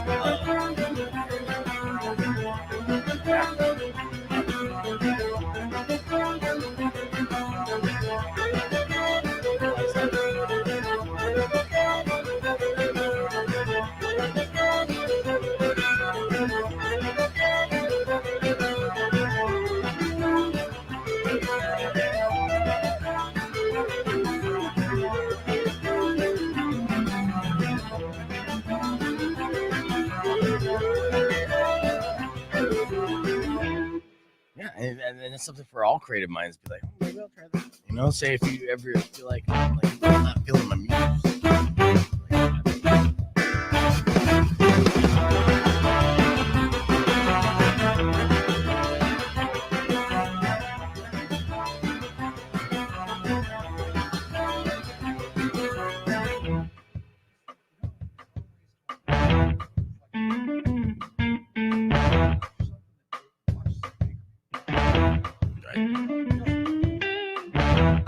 Right.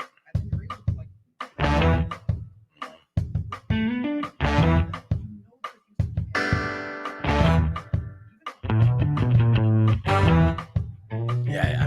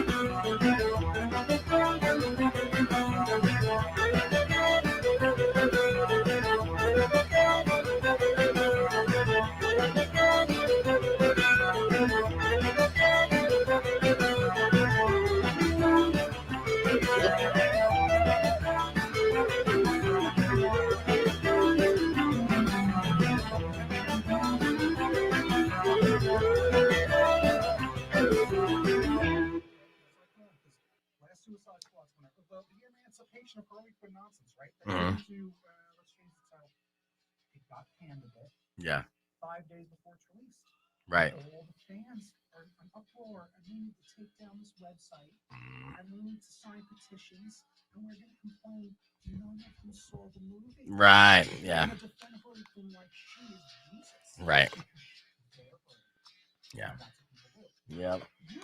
All right. 10 seconds. Yeah. I mean, I tried watching a little bit of it. I couldn't get into it. To be honest with you. Rock 102.1 KFMA. Welcome back to the show. It's Beef Vegan Presents. Hanging out with my good friend Powers, who saw the new He-Man and likes it. And we're debating on whether or not that's good. And reason why some of these shows get bad press before they even come out. The fanboys kind of turn on their favorite IP all the time. It happens. Toxic. Yeah. They're toxic. They're looking for it. They're looking to get upset. Sometimes they're right, though. Sometimes they're right. Oh, of course. Hey, listen. Again, we were talking about here in the movie. I love Bugs Bunny, and I love Space Jam. Hated Space Jam 2. It didn't ruin my life. That's true. That Space Jam 2 wasn't that great for me. I was okay. I did not need to stop, write hour-long diatribes on posts and websites about all this thing and talking about Kevin Smith and it's so upset. Stop. I know. Stop. Yeah, I agree. Those people need to create their own things. Serious. Get off the bench. Get in the game. Exactly. Yeah, I just had a little rant rhyme about that just yesterday, in fact. All right, it is now 7:10, and it's time to give away a pair of tickets for Cypress Hill. They're going to be performing at the Mesa Amphitheater on August 15th, along with Atmosphere. It's going to be a fantastic show. That's a Sunday night, and I want to give away those tickets right now. 600 KFMA, that's 600-5362. It's time to play Last Geek Standing. Let's Play the go. intro music. I don't think that's necessary. Play the music, nerd. Beef Vegan presents I think people should freak the geek out. Freaks, the weirdos, the misfits, the geeks, the dweebs, the dorks. Last Geek Standing. All right, the addition is the same here. It's wrestler or reefer. I'm going to give you a name. You're going to buzz in with your name, and you're going to guess whether it's a professional wrestling name or the name of a popular weed strain. Can I chime in? You're a genius. This is brilliant. This is brilliant. I just it's Cypress Hill, so we got to keep it weed themed somehow. Right. I might leave the room to call in. Right. Well, and you'll find out that a lot of these names you're like, I don't even know. It could be either one. It's very tricky. So we start off with 2 contestants, and then whoever gets the answer right or doesn't get the answer wrong moves on to the next contestant. Once we go 5 rounds, whoever the last geek standing is wins those tickets. Let's meet our first contestant, Rock 102.1. Who's this? Rock 102.1. Who's this? I had such a smooth setup, too. That's right. It's a shame when the tongueless call. They're Right. just tongueless. Can you hear me? All right, keep calling 600 KFMA. That's 600-5362. Rock 102.1. Who is this? This is Nick. All right, Nick, you're contestant number 1. I'm going to lock you in. Let's meet who you're going up against. Rock 102.1. Who's this? Tracy. Tracy? Yeah. Okay, Tracy. Excellent. Nick versus Tracy in round 1. You're going to buzz in with your name if you think you know the answer. Is this a wrestler or is this reefer? The name? Little Beaver. Nick. Nick, what is it? That is a strand. You say that's reefer? Yes. That is incorrect, Nick. Sorry. Oh. Tracy, you're still on. You're going on to the next, okay? Tracy, you still there? I got to get my phones fixed, but I believe Tracy's still here, so let's go to the next one. Okay, I hear you. I hear you, Tracy. Rock 102.1, who's this? Thank you. Hello. Thank you. Yeah, who's yeah, Tracy, I still hear you. Rock 102.1, who's this? Who's the dude? Dwayne. Dwayne. All right, Dwayne versus Tracy. This wrestler reefer. Buzz in with your name if you think you know the answer. The name is Kung Fu. Dwayne. Dwayne buzzed in first. Oh, shit. How do you buzz in? You buzz in by saying your name, Tracy. Oh. Dwayne, wrestler or reefer? Weed. You say it's weed. Okay. That is incorrect. Tracy, somehow you keep making it up the ranks here. So you're on to your third contestant. And remember to buzz in with your name, okay? Okay. Or don't buzz in at all and see if you just win the whole game. I mean, because these guys keep getting it wrong. All right, we'll meet our next contestant, Rock 102.1. Who's this? Drew. Drew. All right, we got Drew versus Tracy. This is wrestler versus reefer for Cypress Hill tickets. Here's the name. Buzz in with your name if you think you know the answer. Blue Demon. Drew. Tracy. Drew buzzed in first. Wrestler or reefer, Drew? Reefer. Reefer. That is incorrect. Oh, my God. All right, of these Tracy. are some of the best professional wrestlers on earth. Yes, we moved on to the next one. Let's see who you're playing against next. All right, Rock 102.1. Who's this? This is Josh. Gus. All right, Gus versus Tracy. I only have 2 more questions left. Tracy has made it past 3 people by not answering once. Let's see Doing a if great she job. can continue this streak. Buzz in with your name if you think you know the answer. All right, wrestler or reefer? Bubba Kush. Josh. Tracy. Josh. That's a reefer. That is a reefer. Oh, that means Tracy's gone. Sorry, Oh, Tracy. sorry, Tracy. You thought you were just going to skate by and just win the game by not knowing any of the answers. Well, not today, Tracy. Not today, but good job. All right, Josh, you got one more player to go against. If you beat them or if they get the answer incorrect, you're going to win the tickets to Cypress Hill. Are you ready? Right on. Excellent. Let's find out who you're playing against. Rock 102.1, who's this? This is Ralph. All right, Ralph versus Josh. I believe so. Okay, good. All right, here we go. Wrestler or reefer, the name Jack Harrer. Josh. Ralph. Josh buzzed in. Wrestler or reefer? That's a reef. No, that's a wrestler. You were right the first time. Unfortunately, that is a reefer, Josh. Oh, I'm so sorry. Ralph, you came in at the last minute. You didn't answer a question. You just won yourself some tickets. Congratulations, my friend.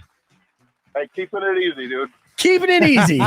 Just how I like to keep my life. That's how the Godfather used to do it. Pimping ain't easy. You know it.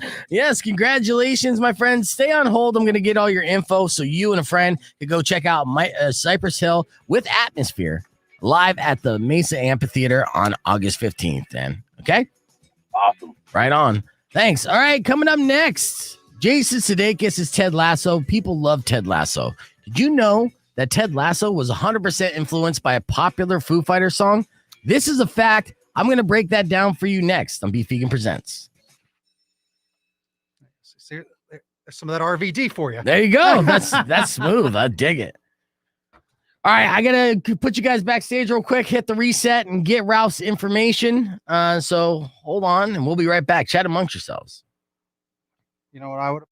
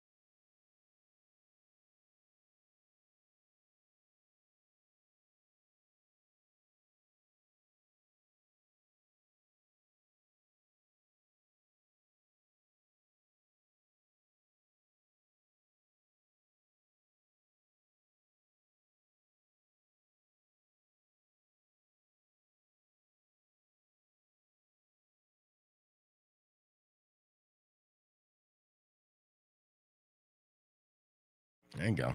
That's right. Just I understand people want to flip back and forth as long as they just stay a little bit longer. If they're flipping over here, if I just put my hooks in, reel them in, and they stay a little bit longer, then they forget to turn back to the other station. Then they turn back to the other station and they hear like politics, wine. And then they're like, oh, I'm gonna flip it back over to the people that are having fun. I would say that's certainly like nonstop fun is like the theme, right? Yeah, I'm presenting a party, and just wait till we actually bring it to the streets because we're gonna be having parties. I was talking to no kidding Artabella. We're gonna try to do a night there, and then there'll be some other stuff that we're working on. What do we got? Sublime brand is pretty safe though. Crime Against Humanity, Sublime brand joints do not come packs 2. So that's just Todd just talking weed talk. Let's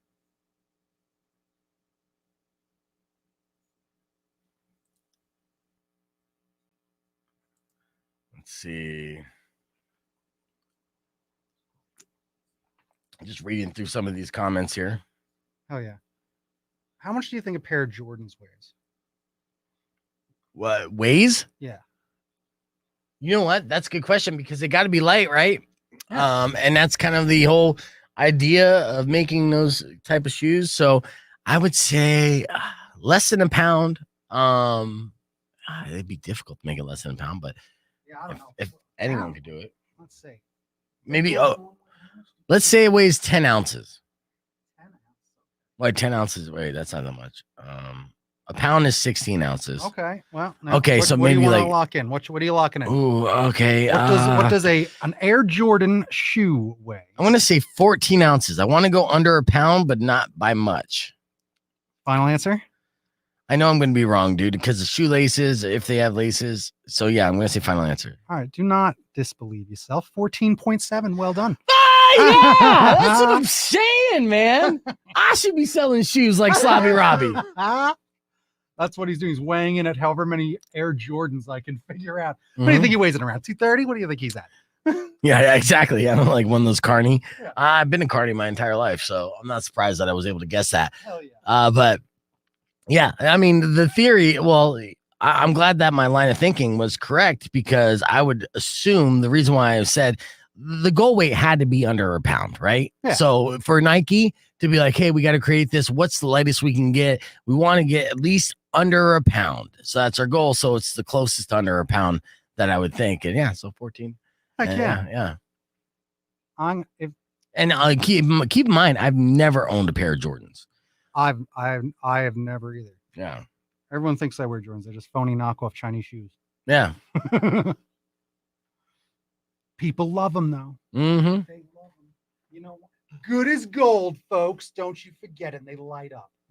They see me coming in these streets. Look out. Oh yeah. Look out. Absolutely, they do. I'm gonna try to share this. I haven't been able to share my video stream on Facebook yet. Really? I saw it on Facebook.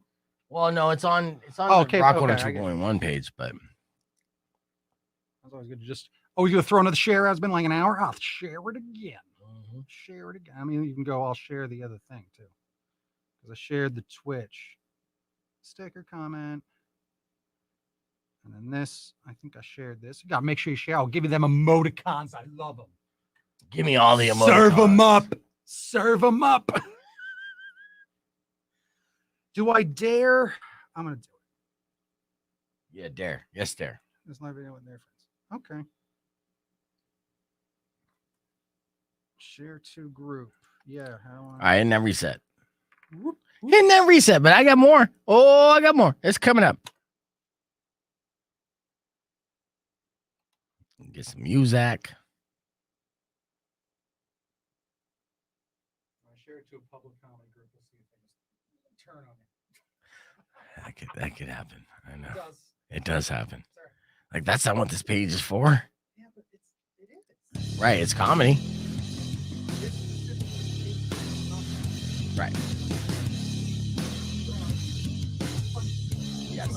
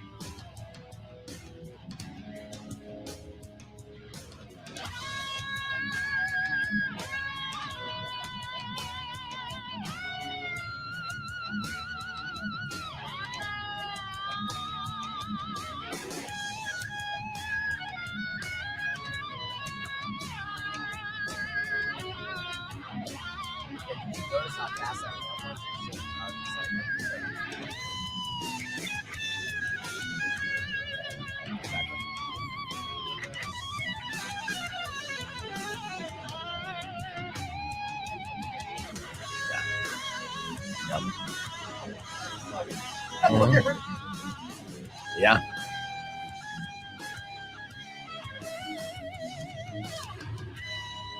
Let's talk about this vessel. Pull up your screen there, Powers. Yeah, you're gonna have to see this. Okay. All right, let me talk about the vessel here in New York City. This is very strange. I'm going to show you this vessel. That's what they call it, the vessel. And it's a $2 million tourist attraction. It's in New York City. You may have heard of it before. Okay. This is kind of the first time that I've heard about it, to be honest with you. I've not known of the vessel. You can see this here on the stream. Okay, so the vessel essentially is just stairs.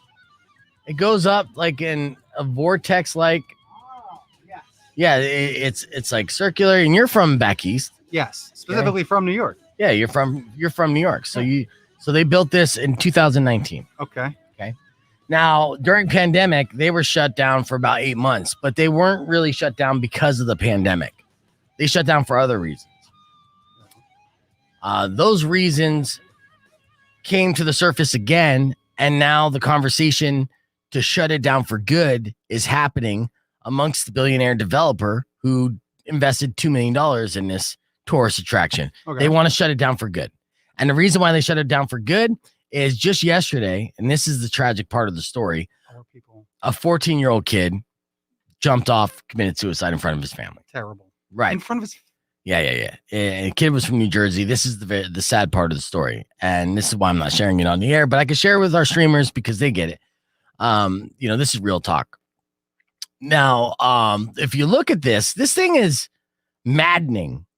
This setup, these stairs, for whatever reason, the reason why it was shut down for 8 months prior, and they just recently opened it up. It's only been open for 2 months. The reason why is because 3 other people committed suicide from that place, and it's been open since 2019. This is becoming some weird suicide hotspot in New York City. People are like, this is the place to go for whatever reason. And the developer was like, he straight up said, like, first, I feel so bad for the family. We thought we did everything we could to prevent this from happening again. We spent a year being like, how can we make sure people won't jump off this thing? Which is such a weird thing to have to think about when you're building something as art, living art and an attraction. And it's really healthy to visit. Honestly, I mean, you're getting your steps in and going upstairs. So it's a workout. It's true. But yeah, they're like, we made a rule to where people can't go to the vessel by themselves. No solo outing. So you have to be at least with someone. At least 2 people. So someone can try to pull you back. Yes, talk you out of it.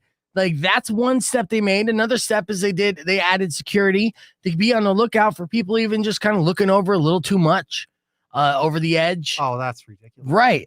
And it didn't matter. All their safety precautions that they took didn't matter. And another one did. And you imagine the guy getting a phone call. And he's like, again? Yeah. Fuck! Well, the thing is that when someone does it, then you get copycats. But then the problem with all right, now we're going to make it so you can't do it. Someone's going to go, I'll fix that. I'll prove someone can do it. Yeah. So now, unfortunately, that's attached to it. The Golden Gate Bridge has this problem. There's like a man that famously even hangs out at the Golden Gate Bridge to talk people down. Yes. And that's been the case forever. And that is a beautiful place. Yeah. To walk across. And yeah, I mean, that's tempting. This is only 4 stories high. So this is, yeah. Really? Yes. That's what's even weirder about this, because they didn't expect it. This is not like plunging from, this is New York City. You can go to any like apartment building and that's 20 stories high. Yeah. And get to the roof and do that. But yeah, this is only 4 stories high. And there's just something about this place. And I honestly think it's like, well, is it like, say you go there and you are depressed or whatever, but then you're looking at this and it kind of like triggers something in your mind because optically it could be like maddening. Madness. Yes. Right. You gotta look out for madness. It's true. Who are you bringing up for? MC Escher, right? Mm-hmm. So all those types of optical illusion-y things. Like, yeah, that's what they are. Yeah. Oh, you never know. Right. You never know. The answer is no, James. No, they do not. They're not good at it. Yeah. They got a calculator in there. They keep trying to push them, but they don't know that's not a camera. Right. I don't think. I was technically the Technical. streamer guy Yeah. who's pushing all the buttons and editing and labeling, and now I brought that expertise and experience over here, and that's where we're at. Yes. Just keep hanging out. Yeah. Just keep hanging out. It's a good time. Yeah. Hey, we got good times. We got Slobby Robby coming up. We're gonna do F My Life. Yup. We're gonna break down the Sudeikis story that I think is really cool. Also, I'm going to tell you why we have no friends. The Americans have less and less friends. There's a new study that came out that is kind of sad in the direction that we're going. And this is ever since like social media came around. So the more social we become on media, social media, the less social we're becoming in real life. Don't forget to share, folks. That's very important. Though. What did you say? What were you talking about? Yeah, I don't know. All right, here we go. We're back on soon.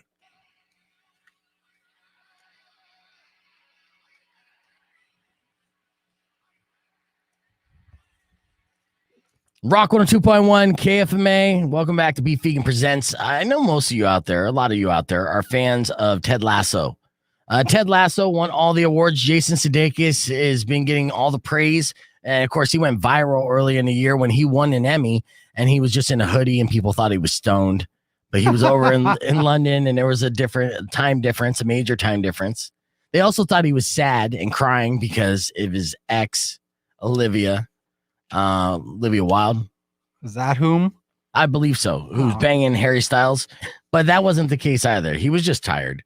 But anyways, so Ted Lasso season 2 just premiered on Apple Plus last week. And they're doing it old school television style. They're doing an episode a week. So the buzz is around it. The first episode apparently was fantastic. They loved it. All right. That's fun. Yeah. Well, Jason Sudeikis just did an interview with Blink-182 bassist Mark Hoppus, who you know is living with cancer and he's working on defeating it, but he's still hosting a podcast. And he sat down with Jason and Jason revealed this. The entire inspiration for Ted Lasso is based off this song we're hearing right now on the radio, Foo Fighters' My Hero. Really? Listen to this. As somebody who likes to be creative and likes to write sometimes as well, I find this story truly inspiring and intriguing. Essentially, Jason has had a habit of writing out sketches to music and not just listening to music and writing sketches, but literally trying to write a sketch that is a sketch within the song. What's this song mean? And how does that translate into a sketch?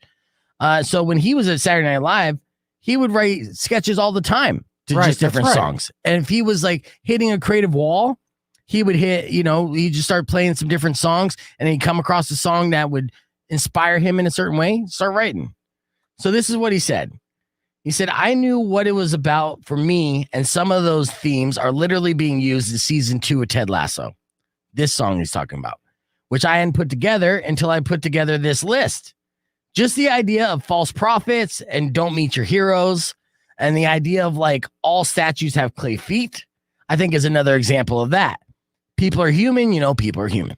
He went on to say, I pay attention when a song becomes a muse, because whether or not you end up using the tune or not, he said, of his writing process, I saw at the beginning, the middle, and the end of a story in this song we're listening to right now for me. That's pretty wild. That's pretty wild. Yeah, that's profound, especially at 21 years old when he started writing in Chicago and trying to act the whole acting thing out.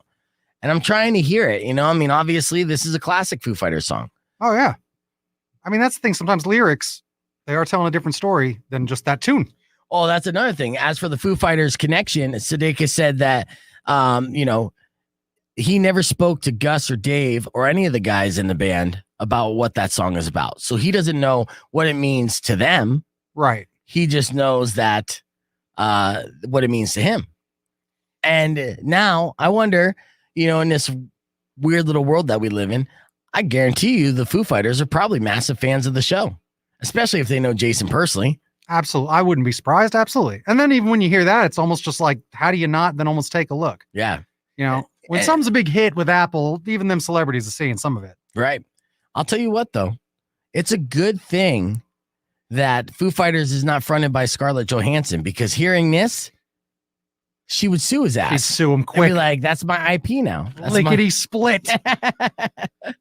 So there you have it. I don't My know why we're hero. so surprised by her behavior. She's called the Black Widow. That's true. Come on. It's very true. All right. When we return, what's coming up next? We have no friends. I'll tell you more about that and why next. Clear. Information. Yeah, I got to play a little Foo Fighters. That's great. Again, that to me is the difference between why radio is going to still be something, because the way people like podcasts, everyone has their stupid playlists now and their Spotify and whatever. It is good. You have uninterrupted music. You also have just music on a loop. Right. Not someone going like, hey, did you know this? Hey, I'm smart in this field. I know about it. And that was kind of always the point of like the radio DJ is a pro and can tell you a bit more. And again, what we're even doing where there's a little more to it than just play and endlessly. And you don't learn. There's something to learn when you hang out with a DJ on the radio. And I think that's why radio still has like brightness in the future. And it's going to go back to kind of where it was back in the day, where you had famous radio DJs that had those famous shows, things like that. Dr. Demeno's still around, things like that. But things like the Lightning Bug and all that old time guy, like all that stuff. Yeah. And like Wolfman Jack, like stuff like that, where the personality carries the show, a bit more. Because I definitely listen to some radio shows based on the host, just like you listen to podcasts based on a host. Yep. I might know all there is to know about Star Trek Next Generation, but I'm going to listen to a podcast about it anyway. I know. Because it's really good and fun. And maybe find something else out. Exactly. Yeah. So I love that stuff. It's been a fine time. Thank you, live stream, for hanging out. I love the live stream the most. Yeah. It's the truth. Yeah. You showing them more signs? So far, I've only come up with that one thing. And when I teased earlier for the video streamers, and since we're looking at structures and everything on the video stream, we just saw the vessel and we're confused about that and the reason why that's happening. This is even more confusing. Okay. And I'm going to pull up this picture here in this little slideshow. And so this is a house that's for sale in Dallas. Okay. All right. Where are we at? Here we go. I don't know if you saw this, guys. Yeah.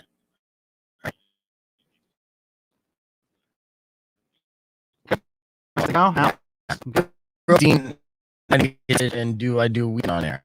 And I'm a host of a morning show. On the weekends. I'm like third mic producer guy. Then they're like, nobody cares about you. You could fill in all the other gaps. Anyways, so here we are. This is the house, $1.1 million for sale in Dallas. Looks like a normal $1 million house, right? Sure. This is why the headline for this is this house will meet all your CIA black site needs. Now you don't see it yet, but as I progress, this is on Zillow, by the way. So they were able to see this. So you see the outside of the house, you see the windows. Okay. Those look good, right? I mean, sure. Yeah. I mean, it's not something you buy. Then the inside, you're like, okay, that's weird. This now it looks like it's a jail intake, right? They have a lockbox and then this kind of bulletproof, whatever the fuck. This is a house. This is a residential house. That's a weird door and everything, but it gets stranger. Boom. This is the inside of the house. Why? Yeah. The entire house is hollowed out. Those windows that you saw in the front are fake. Really? Yes. And then you got the shelving right here. Okay. So then you got offices, generators. So the property is also connected to 2 electrical grids and features a natural gas generator powered by 2 diesel fuel tanks in the event of a natural gas failure. One comment I saw on social media about this was, what, the grow house? And I'm like, there you go. There it is. That's a thinker. That's a thinker. Because you're thinking, like, what is this? Like, this is some kind of elaborate operation that's obviously operating in stealth mode. And they have these generators and it's all hauled out. There's no bedrooms. Like this is pictured in the photo, appears to be a dumpster area that's inside the house. So this is 100% like an industrial building that has the outside in a residential area. Huh. which again breaks all different types of like city codes. Yes. And So whoever moved out of this house, they didn't catch them. And they were doing whatever they were doing, whether it was marijuana or drug related or not, was still illegal. yeah, that is fascinating. Isn't Think it, about though? that. Look at this. This is the house. It's the big driveway. I've actually thought about this because again, you grow up in a suburb and I'm like, anybody could be doing anything in one of these houses. Anybody could be doing anything, Right. you know? Yeah, I had friends that lived in Paradise Valley in this walled off section of town. So it was a gated security to get into the neighborhood. All the houses within there, $1 million houses. It was a beautiful neighborhood. It was awesome to see their house. Their house, I don't even know how many square feet it was, but it had split level and huge property. Like I said, it's multi-million dollar house. And they're like, I grew up on the west side in like, in the just blue collar kind of, dirty meth filled streets of Glendale, Arizona. So it's not the environment that I was used to, but they're like, hey man, we have cops come here more often than you think, because where do you think the big drug lords live? Like, it's not just the little like mom and pop drug dealer that lives in your neighborhood. It's the Scarface motherfucker that lives next door to us. There's a chain of command. Legitimately. So when S hits the fan, it could seriously hit the fan. It's not just a little trickle and stuff. There's big blowouts. And they've had several instances in their gated community of major movie like incidences happening. I keep saying incident. I love that word. But many situations of it going down where it's just like, damn, even being in a multi-million-dollar area, you can't escape this stuff. So this reminds me of that. One time when my sister was living in a regular, just apartment buildings, all this stuff, California, nice, blah, blah. And then one of the buildings, the bottom corner of it exploded because it was a meth lab in there. Oh, yeah. Just random and just regular nice apartment. Oh, meth lab. There it was, exploded an entire chunk of the building. I was afraid that my next door neighbors were doing that same thing. I could even think maybe my current next door neighbor, because I have a weird situation with my house where I honestly think they're operating a business out of there, but I don't have anyone necessarily living inside the house. I saw my neighbors maybe like twice. All their windows are boarded up, but I'm not complaining. That's the thing. I'm not complaining. They are the best neighbors. I could walk around my house naked when my daughter's up in Phoenix or whatever. With the windows open, nobody's going to be peeking in. I could throw parties and make as much noise as I want. Nobody's going to call the cops. There's nobody there to call the cops. So I'm like, best neighbors ever. True. Somebody commented on Instagram saying, I live near that house. It was owned by our electric utility, now called Encore. They built several of them and designed them to look like regular houses, but they still stuck out like a sore thumb because they were 3 times bigger than the other houses in the neighborhood. Yeah, that thing was gigantic. Yeah. Yeah. If you're from Dallas, this house is on Coit Road between Spring Valley LBJ Freeway. So that kind of gives back, but still. Fascinating. Yeah. Again, I'm always afraid. You never can tell these days. And then got Men in Black. Right? That could be going on. They show the kid show. Yes. Oh, they don't these. How many dozens of girls in Texas? Just random in this place, like an entire cult community of just missing peoples. It's insane. It is insane. And that could just be hidden right in there. Yep. It's wild. All right, those of you watching on the stream, if you're just joining us, or about 20 minutes away from Slobby Robby joining us and doing F My Life with us, and we're going to be catching up with Slobby and see how he's doing on his business ventures, Generation Cool Sneaks, and also, will there be a return to Slobby's World? He has season 1 on Netflix. That went over very well. Have they been shooting season 2? Is that going to be a possibility? Oh. And other things. Slobby's kind of like got his hands in everything. And if you follow him on Instagram, he's very much a social influencer as well. Has a lot of followers, got the blue check. And he's always posting these great pictures of himself.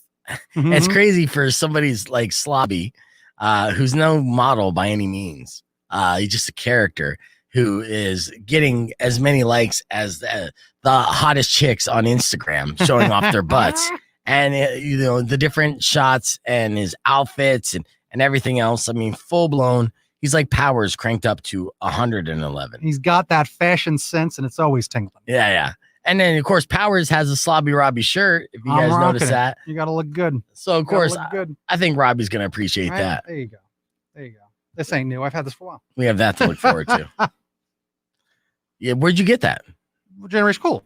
Okay, yeah, they Like sell right them down there. I went and took a bunch of shirts down there. That's why I never throw your shirts out. You got to go check them out. I cashed in over $100-something worth stuff. I was like, oh, really? Nice. I got myself this shirt, some sort of pin about the bowling, and a Hulk Hogan wrestling buddy. Nice. It was the best thing. I'm still so glad I own that. The fact that you got that Hulk Hogan wrestling buddy, because I saw that they had the wrestling buddies, but no one of prominence. I remember those. I just watched The Toys That Made Us on Netflix. Excellent. Yeah. Excellent show. Yeah. And they were talking about the wrestling figures, and it was great. It's a nostalgia trip, but I do miss those wrestling buddies. And you know why they're that big? Did you watch that show? Yeah. Why? Go. Okay. So they made them initially that big to showcase, to get all the detail. Then they scale it down. Their plan was to scale it down to 6 inches. And initially those were like 10 inches or 8 inches. They're bigger. Big pillow. Yeah. No, not the Oh, what are you pillow. talking about? I'm talking about the Hulk Hogan. LJN rubber toys? Yeah, the rubber toys. Hell yeah. So initially, they went to these toy buyers like a Toys R Us and things, and they were showing them models of the toys, right? And they were the bigger models, and so they're good to show the detail in the toys. And what they were going to do is they were going to shrink it down, and they were going to sell it, and they were going to put wire bands in it so you can move the arms, right, and everything else. So then they went to go pitch the Toys R Us. And Toys R Us was like, we love these. And they're like, awesome. What do you love about them? They're like, they're so big. That's what we love about them. And they're like, shit. So then they had to figure out how to kind of make these toys big and not lose money.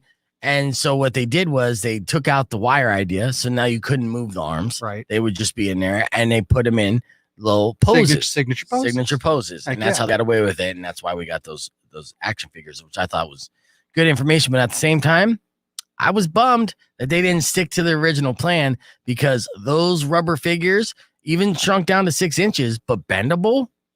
Come on. They made those called Flexums. They made a few of them, but they certainly not the extent that they made like every WWE superstar with those big guys. And the fun thing about those big guys, or the fun and negative thing, they were just big pieces of rubber. They're practically a dog toy. Yeah. Pete, you beat the crap out of you. Throw them, you beat them to death. Yep. Which is why today they're all paint chipped and ruined. It's so hard to find those pristine wrestling. Yeah. Which ones did you have as a kid? Oh, of course. Hulk Hogan, Roddy Piper, Iron Sheik. Still have the Iron Sheik. I had Roddy Piper. I had Big John Studd. Big John Studd. I had Andre. Yep. Macho Man, I think, was in there for sure. I think he has the purple trunks. Yeah. I don't know if I had Macho Man. I definitely had Hulk Hogan. Yep. Everyone got Hulk Hogan first. Yeah. Yeah. I mean, he's just one of the, what are you gonna do? I'm coming up with an intro. Sorry if I'm like sitting here. I'm coming up with an intro to Slobby Robby to do it right. Good. Yeah. All right. We got 13 seconds. And ready. Oh, good. That guy. Oh shit. Yeah. You should have him call now. Okay. Rock 2.1 KFMA. That was System of a Down with Aerials. And let me tell you something. We have no friends. One is the loneliest number, and that is a number that most of us are feeling nowadays. Americans now are even bigger friendless losers than we were in the years past, according to a recent study of 2019 U.S. adults at the Survey Center of American Life. 47% of those surveyed said they lost touch with at least a few friends over the past 12 months. 22% of those respondents and one anonymous person said that they haven't made a new friend in at least 5 years. Now, the reason this is bad news, because according to this survey, it appears fewer Americans have close friends compared to those who responded to a 1990 Gallup poll, right? So in 1990, the percentage of people who had 10 or more close friends was up to 33%. Now it's down to 13% over the last 3 decades. What was the major game changer in the last 3 decades? I'm going to say it might be gluten. No. All right. Yeah, you're wrong on gluten. It was the advent of the internet. Ah. Yes, the internet is making us antisocial, which is strange because obviously the idea was we were going to be able to connect with everyone around the world. The more people we're able to connect with, the less people we like. I think it's a placebo. A lot of people think they have friends somewhere on this book of faces, but they're not true friends, are they? They're not. They're absolutely not. Finally, fewer Americans today claim to have a best friend. And if you don't have a best friend, you can reach out to your BFF, your best friend forever. Powers here. Prince Promotion, Can't Commotion, your master of ceremonies, the ambassador of entertainment, a certified phonologist from the School of Hard Knock Knocks. Knock, knock, beef. Who's there? Woo. Woohoo. Oh, woohoo. I'm excited to be here too. Oh, it's a party. See, you can rent out Powers to be your best friend if you're one of those people who don't have a best friend. But the percentage of self-described BFFs is falling from 75 in 1990 to 59% in 2021. So people even saying that they're somebody's best friend is down. Wow. So, yeah. Now, there is the study's author. Sorry, as I stutter-stepped over that. Daniel Cox attributed the national friendship crisis to three main factors. I think he missed the point here, though. I don't know if this is the case, but one factor, isolation and loneliness from increased geographic mobility and putting off marriage. They said that's one factor. The second factor, spending more time with parents compared to previous generations. The more you hang out with your folks, the less people like you, I guess. Number three, I could relate to this, working too much. That happens. I understand. You know what? I think a big reason why I don't hang out with as many friends as I had over the years is I go to bed so early. I wake up so early. And I've been doing that for so long. It's very tough when people are going out on a Wednesday night. I'm like, oh, are you going out at like 4 in the afternoon? No, we're going out at 8. Oh, I'll be in bed by 8. Sorry. Happy hour for you is a late night. Yeah. Meanwhile, again, I haven't gone to sleep still. Right. That's the way I do it. You gotta keep myself awake. It's the only way I'll make it to this show. Right. Speaking of friends, I got somebody calling. So maybe we get a friend on the phone. Is it Rock 102.1? Who's this? Hi, it's Phil. Hey, Phil, what's going on? Thank you for calling Beef Vegan Presents. What can we do you for? Hi. No, I've been listening to your new this new show you guys have. Yeah. Beef Vegan, I think it's a great new show. I think it's a great thing. I've been really happy to be hearing it. Thank you, friends. Yeah, awesome. Yeah, real change of pace in the morning. I like the new variety. I like most of your friends that you've been doing the morning shows with. Oh, really? Yeah, because we have like 12 people that frequently show up on the show. Everyone has their favorites, but there's people that you don't like that's on the show? I mean, I listen to most of them, but the one you got now, this guy's no good, but the other ones are good. Oh, what are you talking about? Your best friend forever, Powers? I think Powers is fantastic on a Friday morning. Who calls up and does this when we're talking about friendship? Yeah. You're not being friends with Powers right now. I don't know. I just think that, he's lacking in I don't know. He's just not funny. I don't get it. Wow. He was going to call you stupid. Now he's calling you not funny. I don't know if I agree with this. Talent. Oh, lacking talent. I don't know if he's stupid or not, but he's not funny. He's not funny. Well, now I feel like a jerk because I was thinking he was calling you stupid, but I think Powers is hilarious. Oh, I'm doing all right. I know this guy's rude. Yeah. What the? Who does this? Why? I'm sorry that I answered the phone, Powers. Well, Phil, we're gonna have to agree to disagree. I'm gonna keep Powers on every Friday morning. Ha. Well, he knows me, and I know him. Oh no, really? What do you mean? What is this? Some kind of beef that you have with him? That's you're beef. Oh yeah, you're right. Well, I gotta tell you, no, Powers, you don't remember me, Phil? No, you don't remember Phil. Reveal yourself. Who are you? Well, I gotta tell you something. That you've just been prank called by the volcano. No. This is the volcano. The volcano? I knew this dude was going to get you again. No, this is what I was telling you. I was telling about. I was telling him about the volcano. Don't call me at this station. Are you kidding? I went to the volcano. Oh, you Yeah. just got prank called by the volcano. I don't You got a believe Big Bird this. From Hawaii's #1 radio drive time DJ. Oh, He's okay. he so- got you again. No, he did. So I know the. I went to I know him from broadcasting school. Yeah, For yeah. real. I know him from broadcasting No, school. he's the #1 afternoon driving. He's in Hawaii. I just he's heard in him. Hawaii. He's the volcano. Yeah, he got I just came from Hawaii. I went on vacation. I heard him. He's fantastic. Yeah. So I'm kind of leaning with Phil here. on No, this don't one. lean with- That's sorry. I'm just Come kidding. on. No, How seriously. dare you, Phil? We're trying to do an entertaining, fun show. You're ruining that. How dare you call it? Volcano. Well, we'll take a break.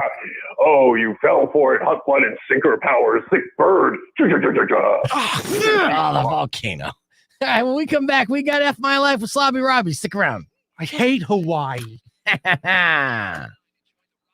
That's ridiculous. Volcano, you still there? Oh, absolutely. Damn you, sir, and thank you, sir. That was fun. Oh, thank you. Well, you know something. Out here, we have various Stupid radio shows volcano. going on, I but can't only stand it. volcano. Yeah. You see, we See, have look at all that. the things radio See, shows people are do. asking. We have People saying Phil's got to go to bed. People defending me on the stream. Thank you, stream. That's good. That's good. Okay, we've got a feud wins the PPV. I don't know if we're allowed to challenge people to fights. I don't want to do that on the air because you don't want to do that to maniacs out in the real world. Yeah. Okay, overpowered. I am too witty fit. Thank you, Joe. Yeah. Get it Joe done. said, yeah, he got overpowered. Powers is too witty for him. Boom, volcano. I can't believe it. In Volcano's defense, though, it is 5 a.m. in Hawaii right now. Yeah. Well, he's a professional. He wakes up very early and gets it done. Yeah. I can't this believe is it. our drive time. That's true. It's our drive time, too. All right, Volcano, I got to let you go. But, it's good to hear from the legend. I'll probably hear from you again. But take it easy on our friend Powers here. He's a good guy. Well, oh, he's all right. If he starts doing the surf report right, maybe then he'd, advance as a career, but I digress. The surf report. Melakaliki Maka, you son of a bitch. Hey, loose, brother. Awesome. Volcano, everybody. Thanks so much. That's cool.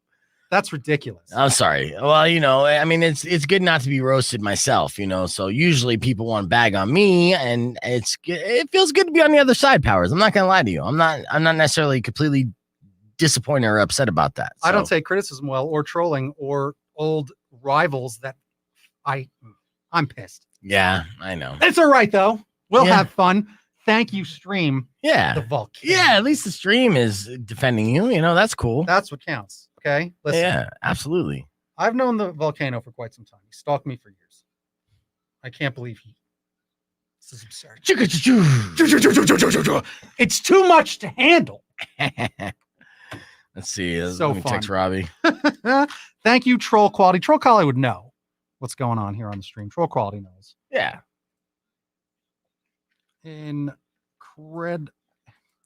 Powers. That's good. No, over the past couple of weeks, I'm already seeing people that have their different favorites. Yeah. That participate in the show, which is fantastic. and Who's fun. beating me? I'm sure Lance might be.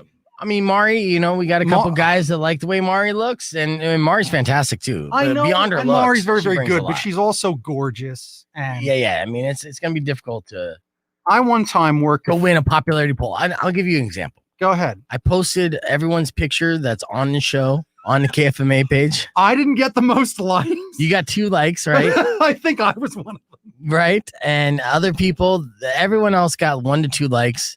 My logo included. Mari got something like 40 likes and a couple comments. And Mari's picture, and that was my mistake. I didn't put it at the forefront. It's like You have to look. You have to go through all the pictures. and she's even in the. That means everybody who liked Mari's picture passed your picture without liking it. Yes.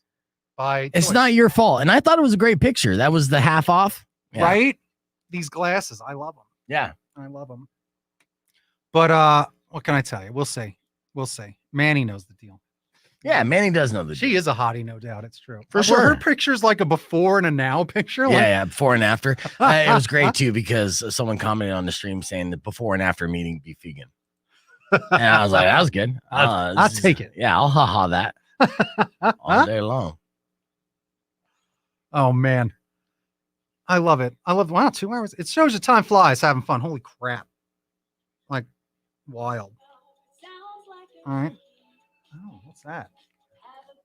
That's a test that I was able to do on this, but I don't want it to be working. Yeah. Oh, powers for the win. Boom. All right. Yo, that's right. See that? They all said we should spam. That's right. You got to do the opposite. You got to do that. You got to go comment bomb the crap out of it. Go hit them like buttons on my photo. Let's go. Me versus Mario. Get me 41 likes. I want to see it. Nah. 41. Get it done. So good.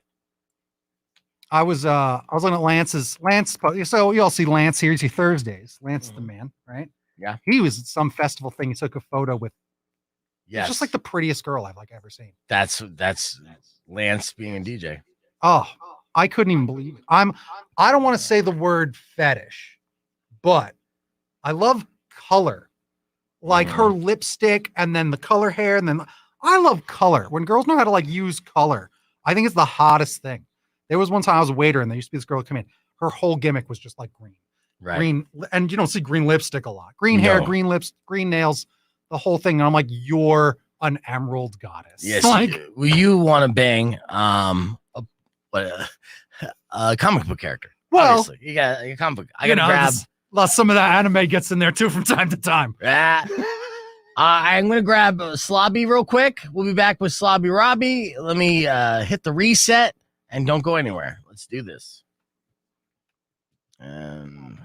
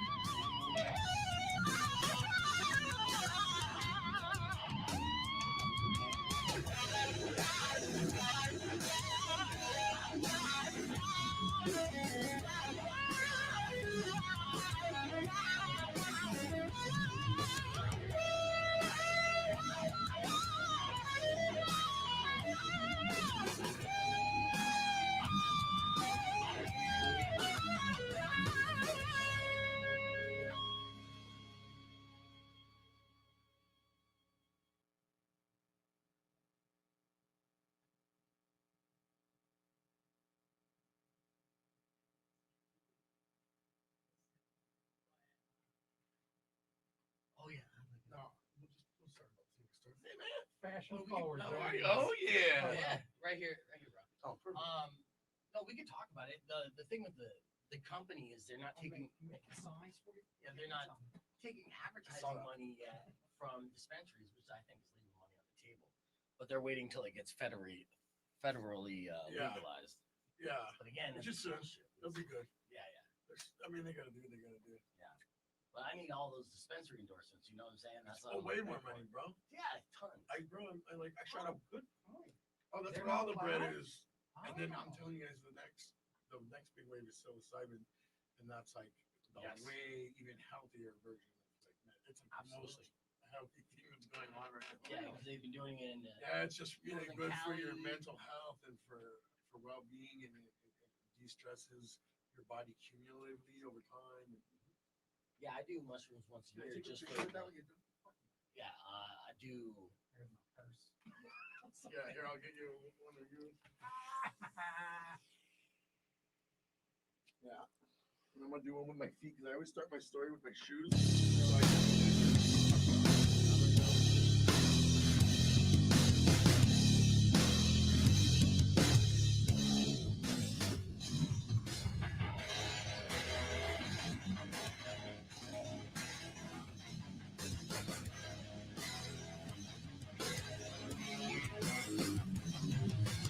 So on my little ticket here, I'll show you the string. Follow.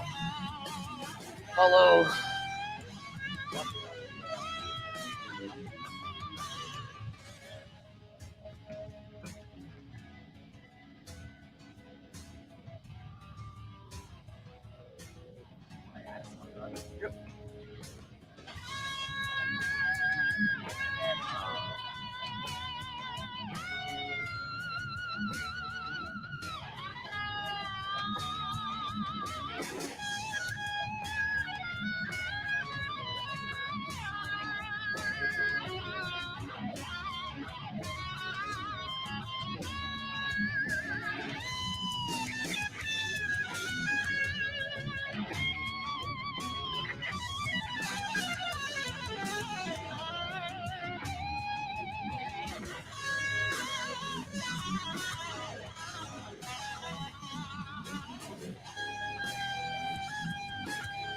That's right. You live in the dream. You live in the dream, bro. Mm-hmm. Nice, yeah.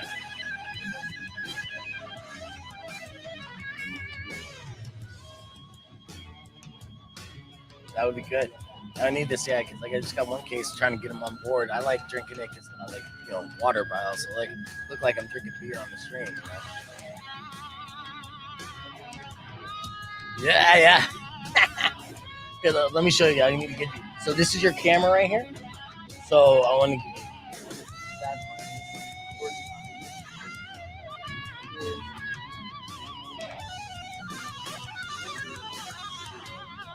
Yeah, like sit down. I'll let you know where you're at here.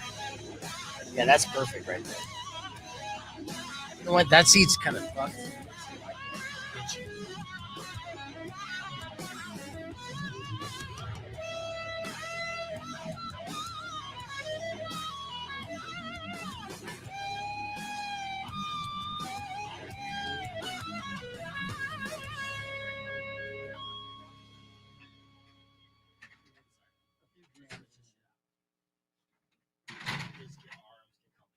Thank you.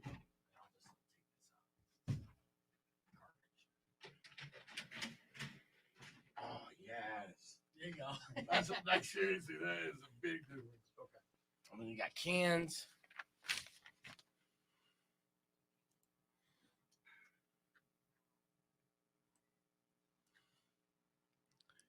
My whole gimmick with orange hats started with orange hats. Yeah. Yep. I mean, bro. I did that when. Yeah, it's my favorite. I made that like my gimmick for all my hats are orange. Like I have a chef's hat. I have a yarmulke. I have like every hat you can make in orange. It started with a big bucket hat. When I was in senior high school.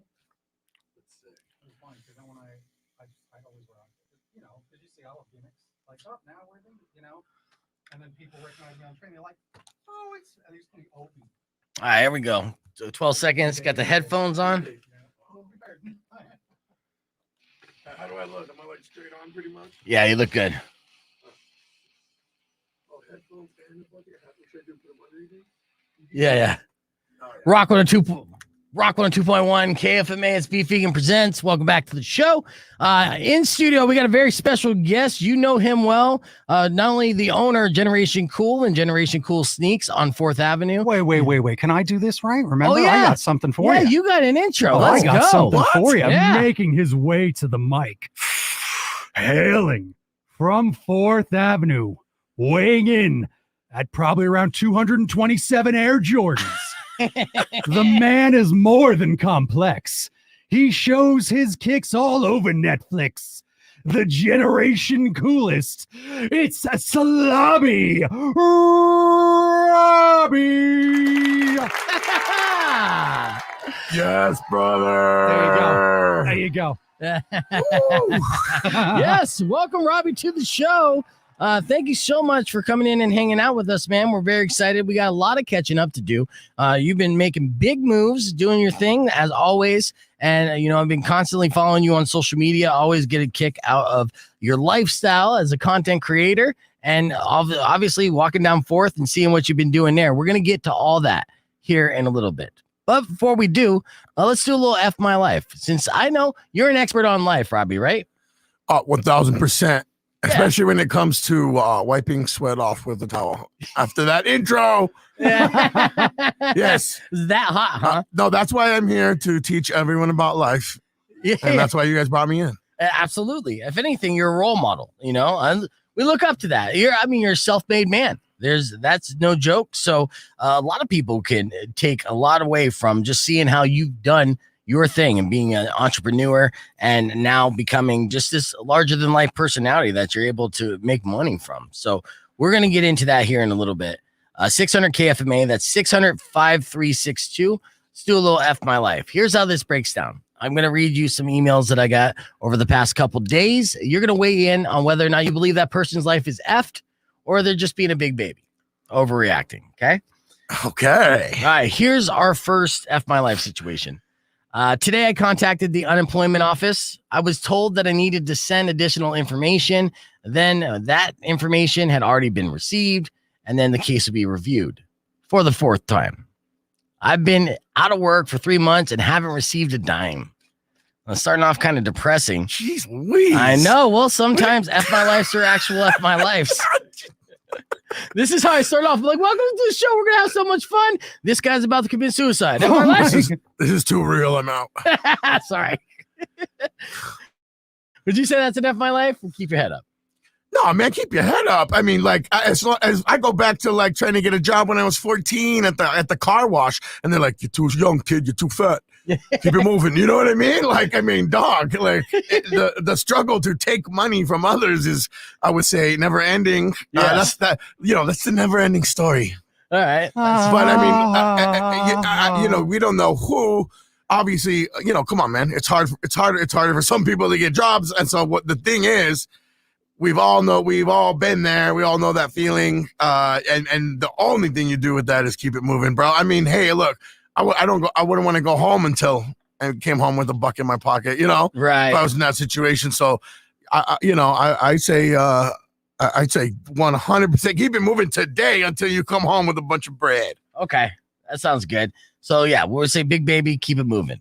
All right. Next situation. Today, after spending 3 weeks in the hospital for a kidney infection, I found out the girl I've been dating now has a girlfriend. I guess that's why she couldn't visit me the whole time. Oh, and she probably gave you the infection. Yeah. Obviously. So F My Life? Oh, F My Life, Yes. bro. That's not a keep it moving. Powers, you agree? I do agree. I forgot the slide whistle, but I have a sad kazoo. Let's hear it. Yes, correct. All right, F My Life for sure. I had to back that up too. All right, next situation today, and like every day before it, my boyfriend's snoring is keeping me up all night. Oh. Now So it's this close is to home. relatable. Do you have apnea, Robbie? I know I do. You're like, oh, so I'm assuming you have diabetes. Bro. Sorry. I am a snorer. Yes. And I come from a long line of snorers, Right. both male and female. And I feel like, based on my 7-year-old daughter's loud snoring, it's going to keep going. It's in your DNA at this point. Yes, but I come from the snoring tribe in Scotland. Yeah. A lot of people don't know about it. Yeah. But bro, you're if you're in love with somebody, you're gonna keep it moving, regardless. Yeah. I mean, homie. Sleep compatibility is such a big thing in relationships. A lot of people don't know this, and to find someone that is compatible with you sleeping has always been a challenge for me. I found a girl who is a heavy sleeper, and I wouldn't be in a relationship today if she didn't just pass out when she fell asleep and was in a coma, and every now and then she'll wake up and slap me or hit me and wake me up to roll over. Cause that's my issue. Do you have the same problem? Well, you're in a relationship, right, Robbie? Yeah, my lady's probably like that, just pretty much out for the count. So that might be the only reason that I'm, plus I'm up, I'm up on the internet. I'm up doing all types of different scenarios, like watching people fight on the street outside the hotel from the balcony. And she's like, what? And I'm like, the brawl. The brawl on the street where the German man was screaming. And she's like, what? No. And I'm like, sick. Yeah, that's awesome. I'm good to go once you fall asleep. Yeah. I'll be playing Fortnite. You know what I mean? Watch half a movie. Yeah. Yeah, so that's great. You found the one then. If she's sleep compatible with you and she doesn't wake up, then that's perfect. Well, bro, I'm the waker upper, bro. You know what I mean? I'm the one who's just I really don't deserve to have anybody sleeping with me. I wake up 100 times during the night. Yeah. I might play some tic-tac-toe, go over some kind of movie script scenario in my head. But so God bless her. God bless her. Yes. I'm very lucky that somebody can stand me for 7 hours. Yeah. So we're going to say big baby to the girl who wrote in then. It's you got to suck it up, put some ear plugs in or something. Oh yeah. Come on. Yeah. I think that's the life you chose, dog. Yeah. That's the life you chose. If he's putting down quality D, and I guess that's the theme of this is not the first time I said quality D today. Not at all. But if he is, then suck it up. I just have speaking of sucking it up and quality D, but I personally, it's the sleep number bed you got to try and match. I'd meet these girls, they're a little older. So I don't know. You try to get the incline the right way, the softness. They don't know what they're doing. And it really is tough in the morning because the Geritol. Anyway. Oh, man. He likes them very old. All right. Next situation. Today, my wife and I are supposed to be trying for another baby. We've tried once in the last 7 weeks.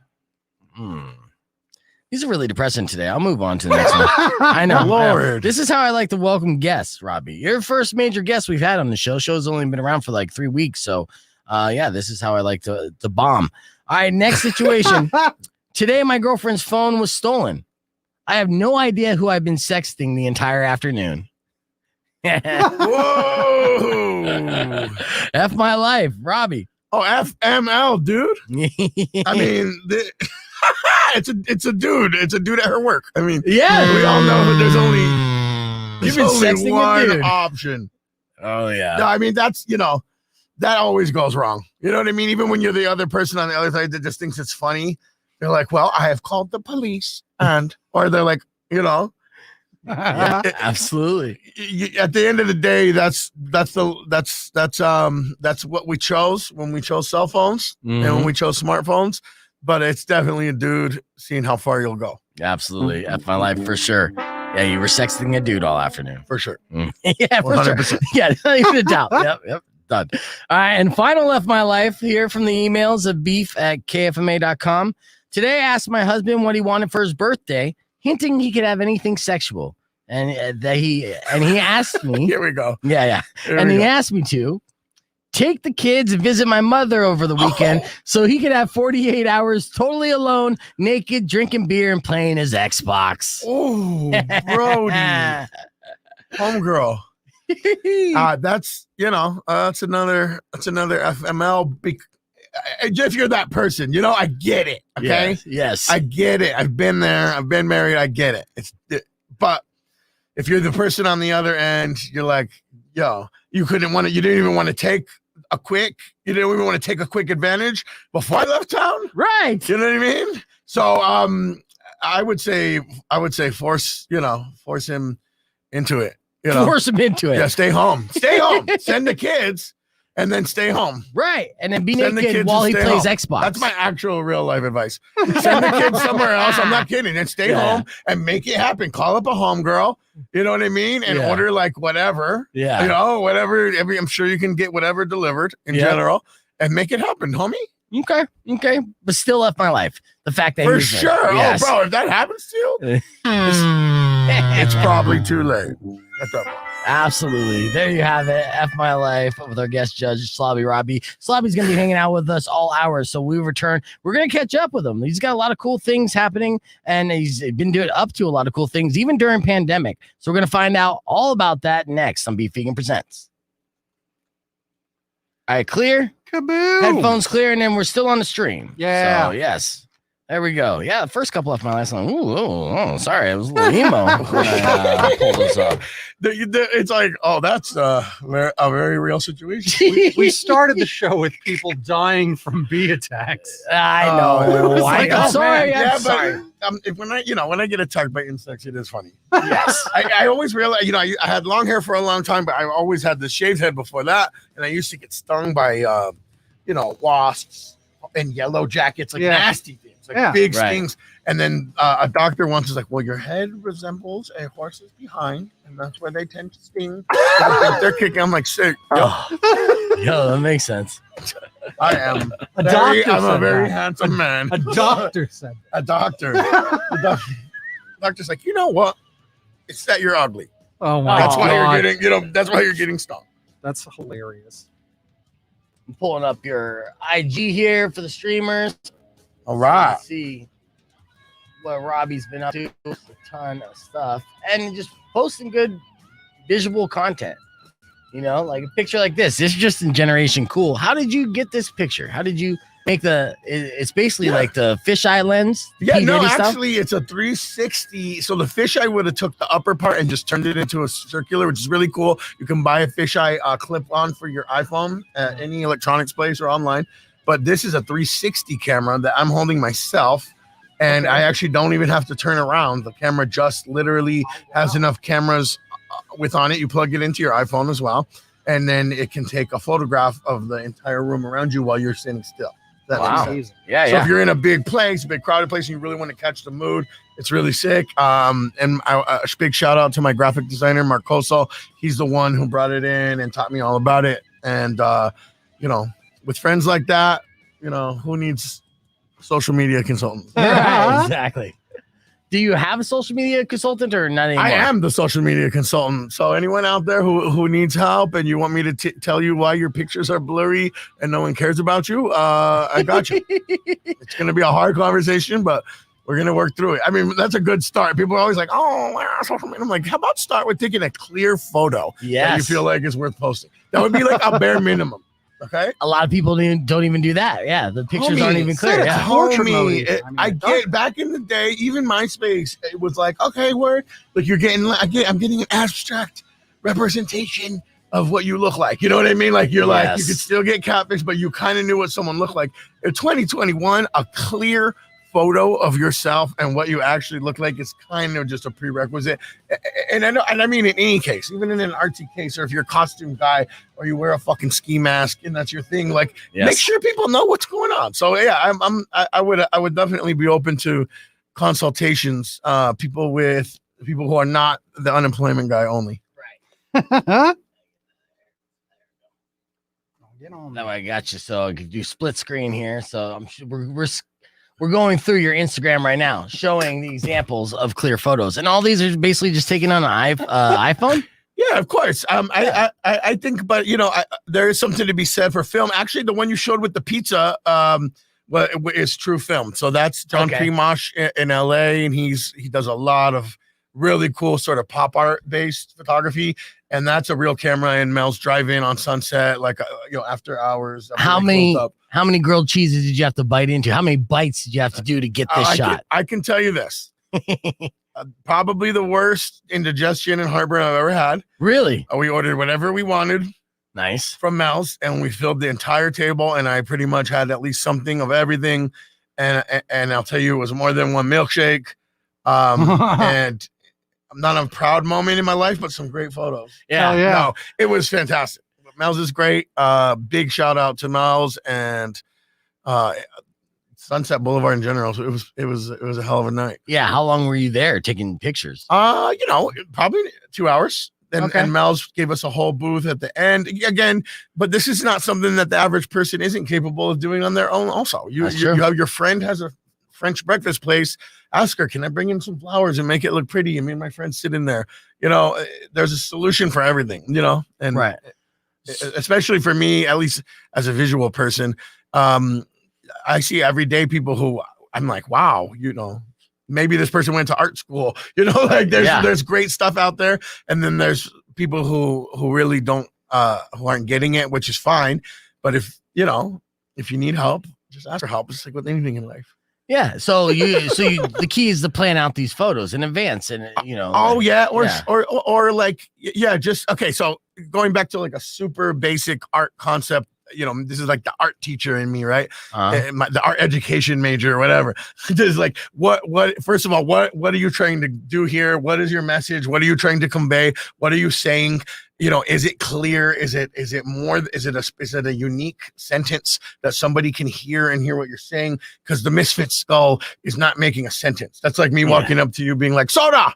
You have to be, a Mr. T eating a hot dog and then like a funny tagline, like, pity the calories, whatever. That's at least as an artist, you're like saying something there. So if you're, if you're feeling lovely that day and you're like feeling lovely on a Sunday, fine. Yes. It might be a basic bitch thing to do, but if that's what the words that are coming into your head, I say trust that kind of thing, and a little planning goes a long way, even if it's just planning on the spot, right? Okay. But I would say the bone basics are a clear photo, an idea of what you want to do and why and what you're trying to communicate. Yeah. Even on a very, very basic level, like my first MySpace headline was I like chicken sandwiches. Yes. I was like, I wasn't like, hey.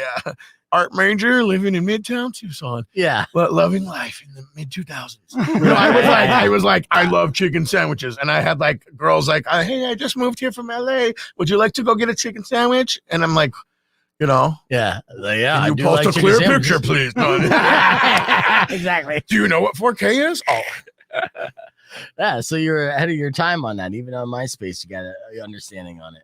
I mean, I had some homies that were all hard on the game on MySpace. So, I was out in Europe when MySpace pretty much caught fire that summer. And I was in the internet cafes, like talking about like, oh, Atmosphere is going to be playing in St. Louis. That's cool. I didn't know that. Like why would I give a fuck? There was just so many things coming up that would that there was so many things just popping up on my screen. And I'm like, oh, I'm friends with this guy now. Yeah. Me and that guy are friends. It was amazing. That's the best thing that ever happened. Yeah. But I've been into it ever since then. Right. So, okay. And you said you went to art school and you were out in Europe. What were you out in Europe for? Was it for the school? Europe, I went as a post-college celebration trip. Nice. Basically just to see what was popping.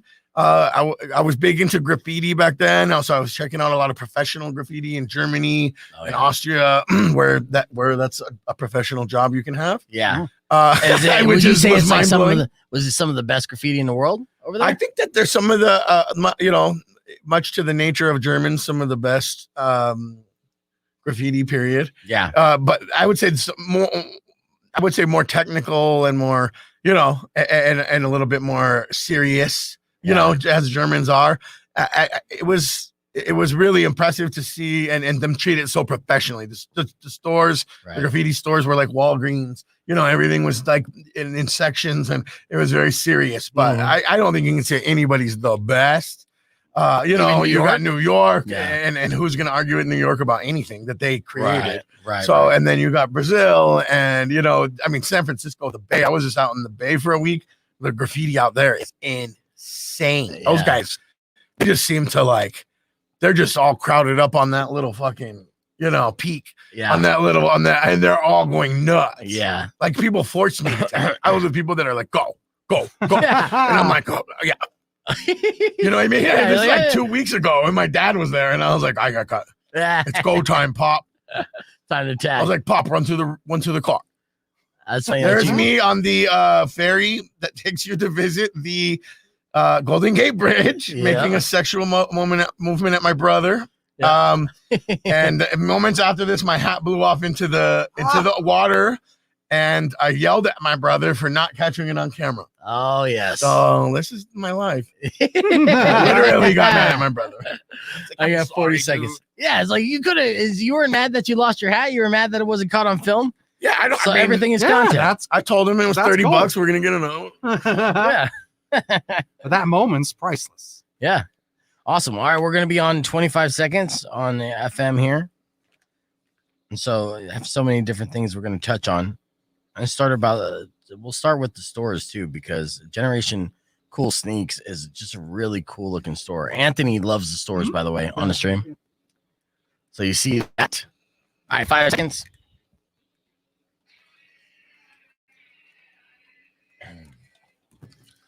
Awkward 2.1 KFMA. Welcome back to the show. We're hanging out with our guests here, Slobby Robby, owner of Generation Cool, and the brand new shoe store on 4th Avenue, right next to Generation Cool Sneaks, which I love the concept of this and just the look too. It adds so much to 4th Avenue, just the aesthetics, and it amps up the cool factor. Yeah. How's Generation Cool Sneaks going? I think that's the whole goal. That's the point.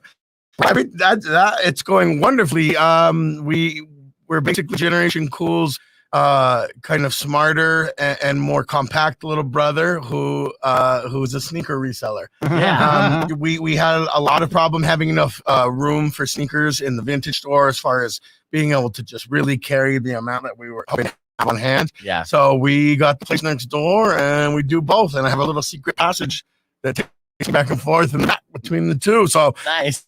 I'm gonna start selling in the treasure chest and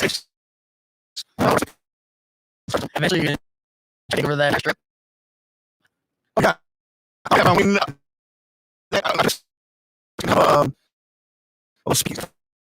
Yeah, okay. Fantastic. And now the sneakers, right? Yeah, I'm sure people all day they come in and they're reselling you or selling some of their shoes. I got you got some of these, or you have some. Oh, yeah. Brand new again. You know what? We tried brand new. So we left the dead stock for which is continue sale. So I love to buy as much shoes as possible. Sometimes people come in with all this stuff, and much like I would say any good used car dealership, we're gonna help dress up some older and classic into something ready to rock. We have a space in the back, which is called The Studio, and we should be opening that to the public in the next 6 months. And that's basically a sneaker studio where we're reconditioning, repurposing, cleaning, customizing, renovating footwear, and all complete with leather sewing and paint stations and all that. And we'll have windows, much like a car wash, where people can come back and watch their shoes get cleaned, painted, etc. So that's a big part of what we do. We started with a boutique for now, and we're focusing on just getting some shoes on people's feet. And the back room is already underway. So part of my master plan. I love that idea too, because part of the appeal for me is the process of turning these shoes that are older, these classic fitting shoes, into brand new shoes that you would, pay for. And I know that the sneakerheads out there, they take their shoes very seriously, right? This is a thing that, there's a lot of people that have those shoes, the dead stock, if you will, that bought them brand new just to never wear them, just to collect them. Yeah. I mean, it's a whole industry. I come from the early 2000s, late 90s, when I was a weirdo for having a bunch of quote unquote shoes, or the people were like, "Oh, you're a shoe guy." Oh, and I was like, "Oh man, maybe this is excessive, or maybe, at one point I had 500 pairs of shoes, and it came to a point where everything hit the mainstream, much like, anything that gets sort of exposed or whatever by corporate America, like rap music and DJing and whatever. And the cool thing is it's much like rap music. It's maintained a lot of its sort of subcultures and maintained a lot of like, pockets and niches. And it's a very huge world, sneakerhead world. But I'm glad that it's no longer a stigma and it's gone full blown mainstream, and every Karen and Jerry comes into the store and actually knows what an Air Force One and a Jordan 1 is. I mean, it's insane. Yeah. It's really caught fire. Yeah, it's amazing how those shoes have held up too. And we just did a little trivia question because Powers asked me earlier how much I thought an Air Jordan weighed. Because I was trying to get your weight for your intro. Yeah, and so yeah. Accuracy. So I figured, and I guessed pretty close. I figured that they want to make those shoes as light as possible, right? That's the design. A Jordan is a heavy shoe compared to the standards of today, like a Yeezy or whatever. Right. But those are like Crocs. Yeah. In a way. Yeah. At the end of the day, those are some of the heavier shoes, like some of these bell and whistle Nikes. But I would like to know how much an Air Jordan weighs. Well, I thought to myself, if it's Air Jordan, that the goal would have to be under a pound, right? So I did closest to, a pound without going over. I did my weed math. I know there's 16 ounces in a pound, right? And so I said 14 ounces, right? Just shy of a pound. That's basically what I would get if I was buying a pound in high school and got skimmed. Yeah. You're like, yo, somebody took a whole Air Jordan off this dude. Yeah, that's what they did. You're right? like, dude. Come on, man. I know. You're like, I know I saw fucking Dylan wearing the. Yeah. I saw Dylan wearing the Air Jordan. Right. It's like I saw your boy on the bicycle. Yeah. He's like, he smoked a whole Air Jordan out of this bag. But yeah, so I said 14 ounces and the correct weight was 14.7. Oh my Lord. That's going over. Yeah. Wow. I know.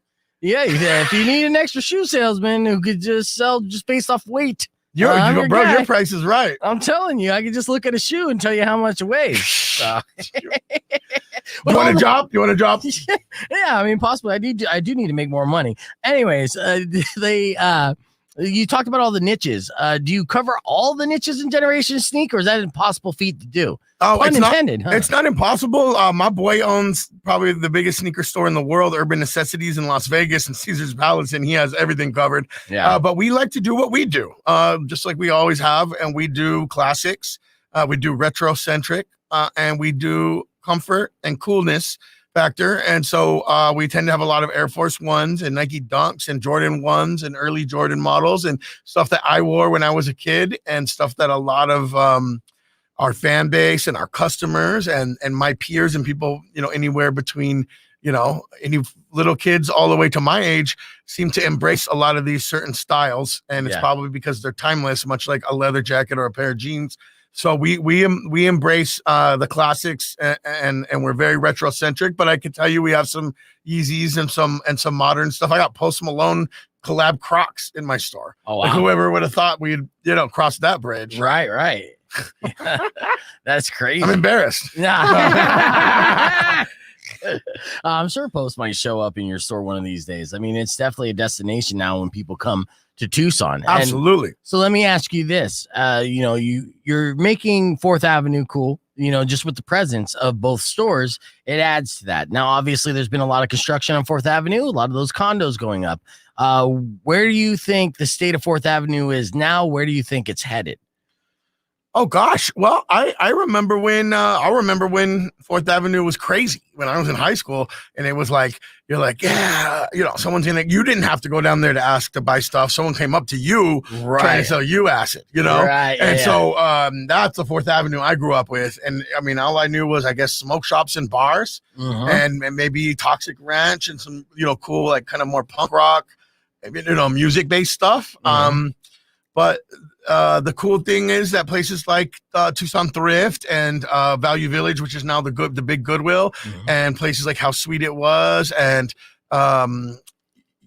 Pop Cycle, and these places sort of started developing, and we're kind of always there. I mean, Tucson Thrift's always been there, so there was cool things. There was cool stores that were for the people, so to speak. So I think 4th Avenue was the right spot for us, and we kind of came in a place in a time of change. Yeah. When the streetcar was built, and all of a sudden it was safer to take your kids down there, and there was stuff to do for kids. Yeah. The co-op is a wonderful place, Yeah. you know, where we can all eat healthy food and be part of a community, and they have gardens, and they're providing, you know, freaking oxygen and water and cold air for the neighborhood, you know. Yeah. So there's a lot of great things happening that I realized once we were part of it, you know. Nice. And then I think what you mentioned earlier is really important. I've been a big advocate of, you know, let's make it look nice. Let's look like we deserve, you know, all the tourism. Let's look like we deserve the money that we're hoping people are going to come down and feed into this, you know, section of downtown. What, right? Yeah. So,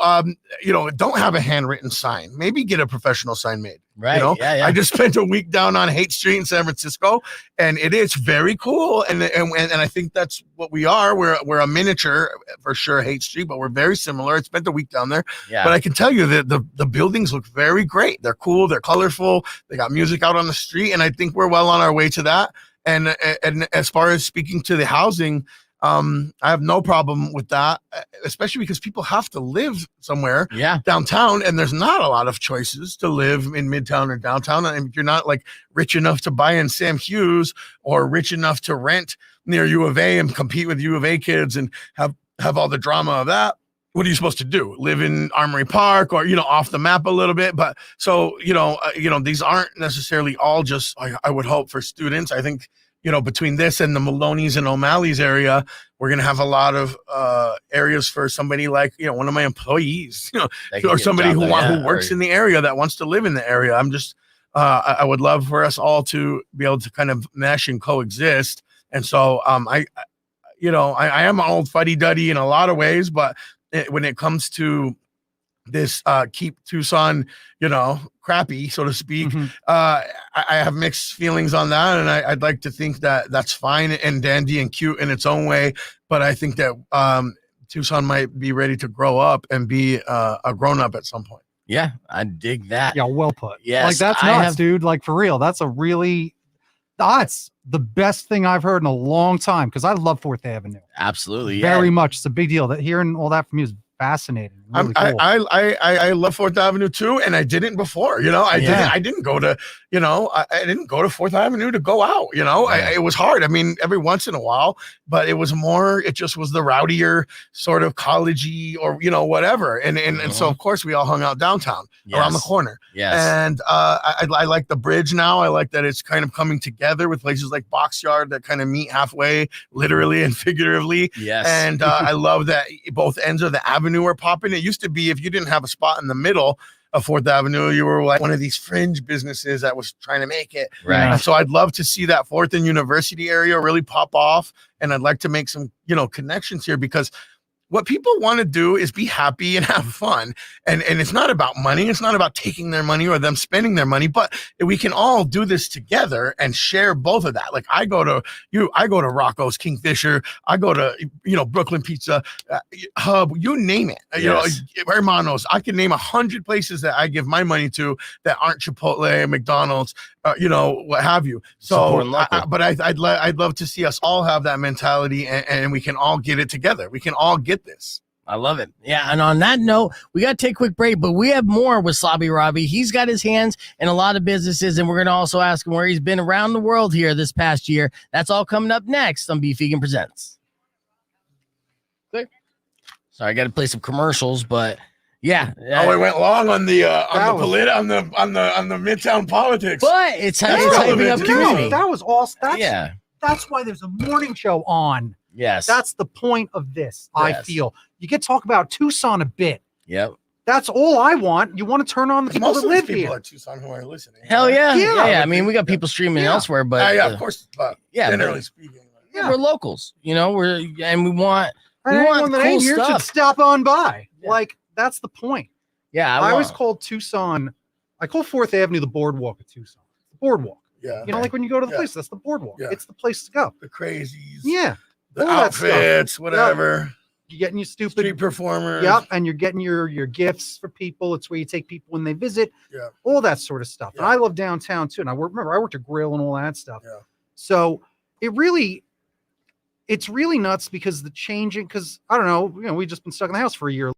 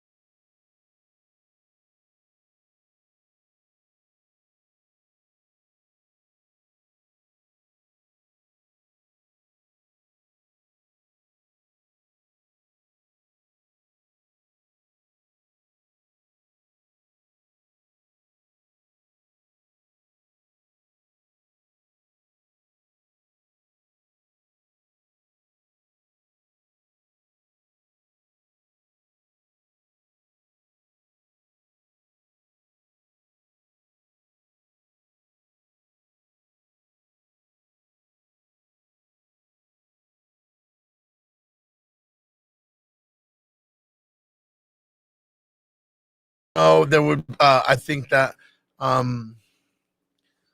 being more event, again, looking better and kind of improving our facade, in general, the whole avenue's facade. Yep. How many? It shocks me because again, I'm entrepreneurial. How is there an empty business? How is there an empty business on 4th? How is there an empty business? How is no one like? I'll try it. I'll do a thing. I don't understand. The rent too damn high? Is that well? Of course, that's going to be where a lot of people come in, and that's why you have all these sort of halfway, half-baked businesses that are in other areas of town because the rent's so low that they're like, I'm good. Yeah. I just get by and pay that rent and hang out all day. And, so on 4th, I think, you get what you pay for, but you always pay for what you get. Yeah. So you better hustle, and you better make it. And, we're out there just straight, we've been lucky, of course, for a myriad of reasons, but at the same time, we've always been out there just straight hustling, talking to people. I mean, that's what I'm training my staff to do, is make human connections in a very quick manner, and not like a slick salesman, but more like energy-based stuff, being good to people and being super cool and nice. Yeah. Talk about their shirt. It works at Comic-Con. Just be a person and just start to. Oh, you like that? Hey, let's talk. And you're there. Yeah. No, that's real deal. You have to be there. Yeah. You have to be there, or else you're not.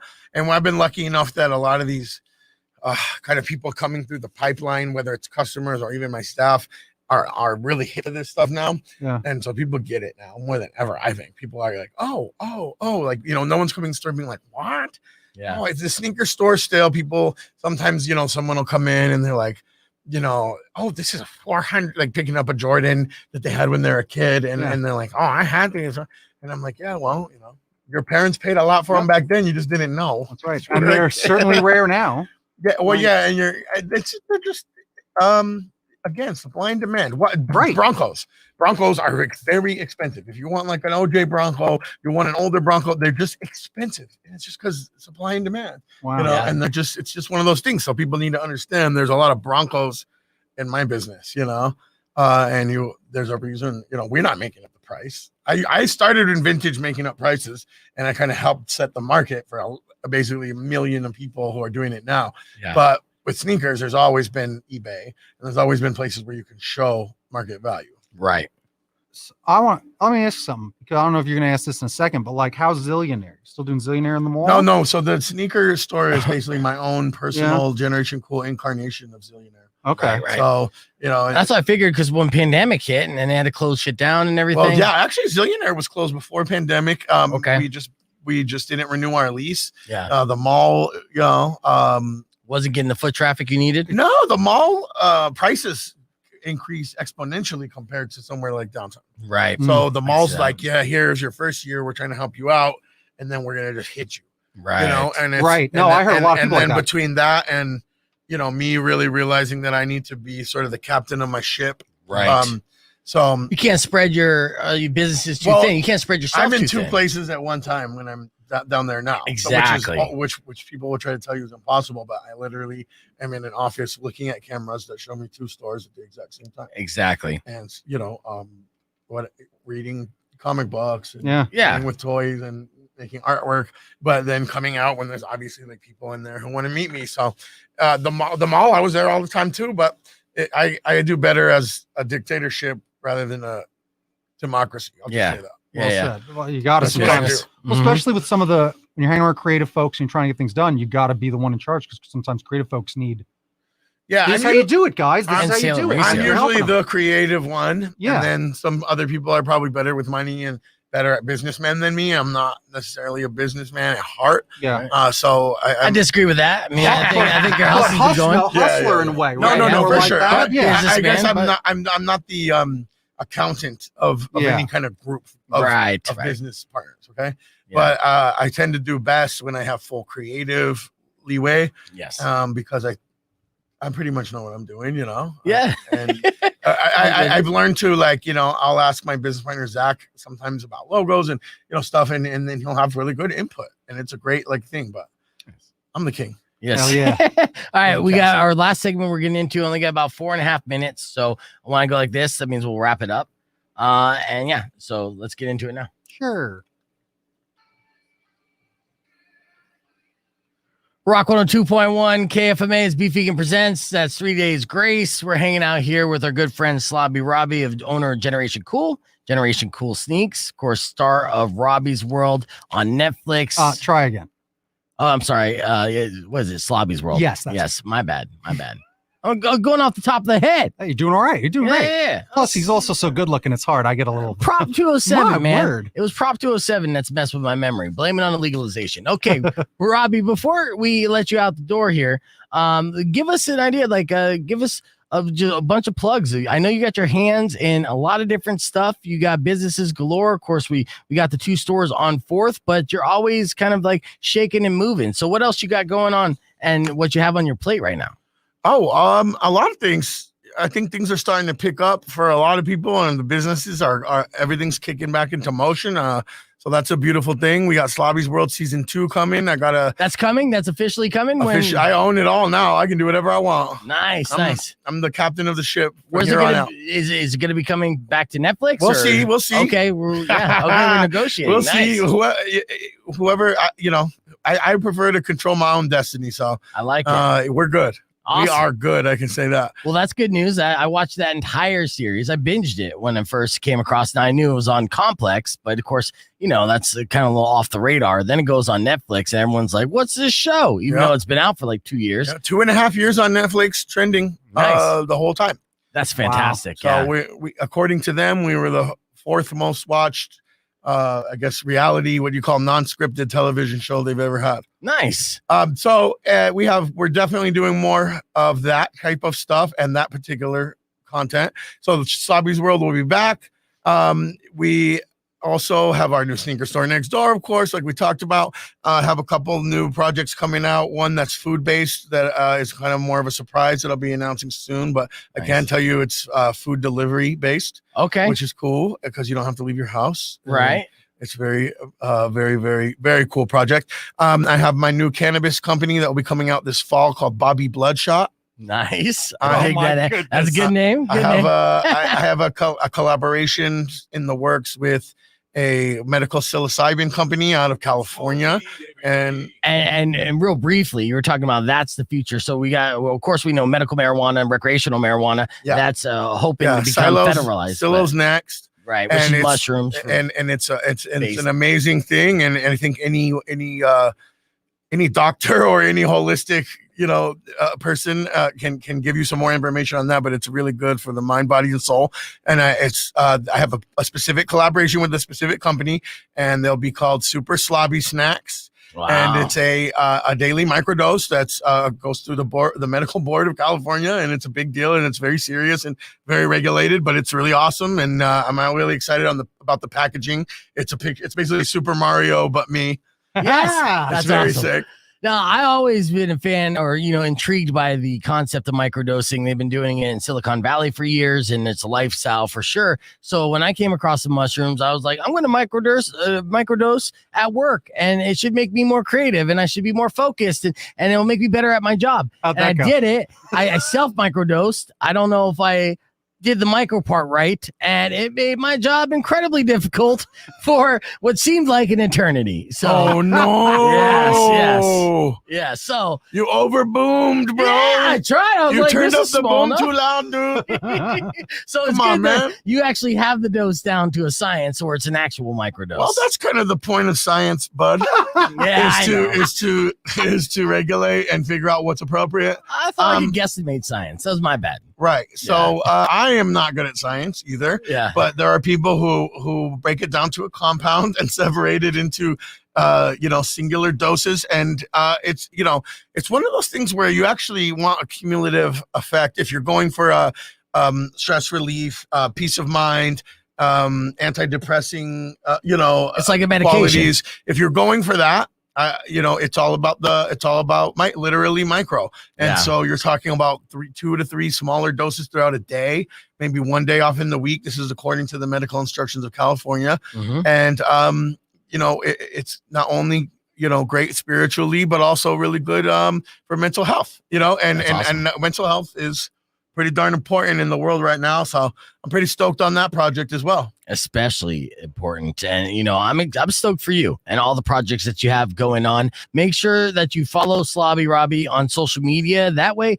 you're kind of up on everything that he's doing. Slobby, I hope that you are a frequent guest on the show. The door's always open for you, my friend. Yeah. So whenever you got something cool going on, hit me up, come on in and hang out with us for sure. Absolutely, sir. Yes. Thank you, guys. Is there a way that people could follow you easiest? Like besides you at type Slobby Robby? in the word slob on Google, and I'm gonna be the first one. You're gonna be just fine. Yeah, just Google Google it. it. My dad can do that. Yes. All right. We're going to take a quick break. Up next, we got film critic Herb Stratford hanging out with us, letting us know what's coming out this weekend in theaters and streaming so you can stay on the couch. That's all next on Beef Vegan Presents.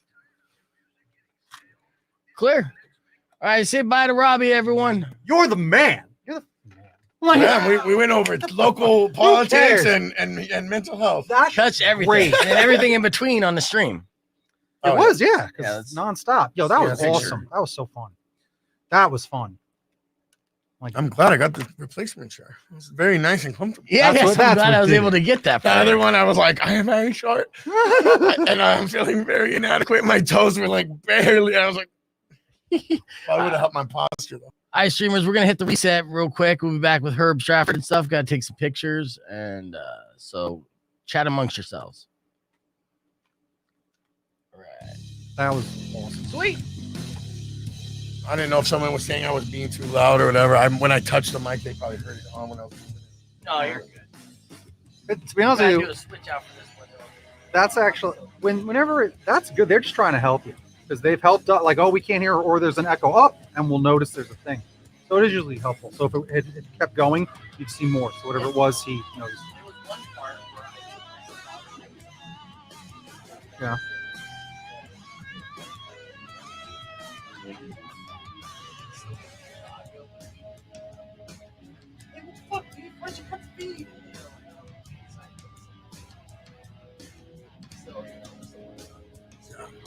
No, it's fun.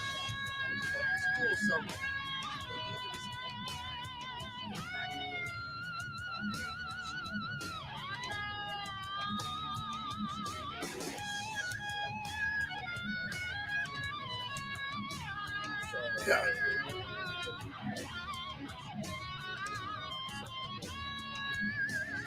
He asked a bunch of us tools.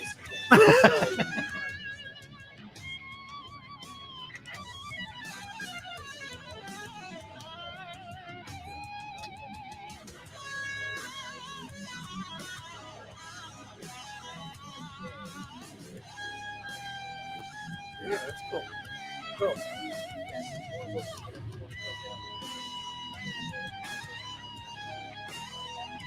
Yeah, that's a good idea.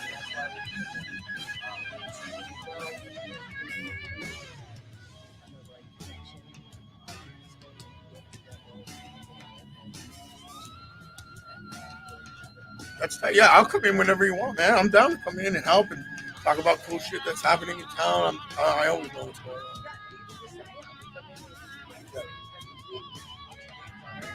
Yeah, we could do like we just do like Fridays once a month, or figure out something that's steady, and then I can keep on blowing it up, and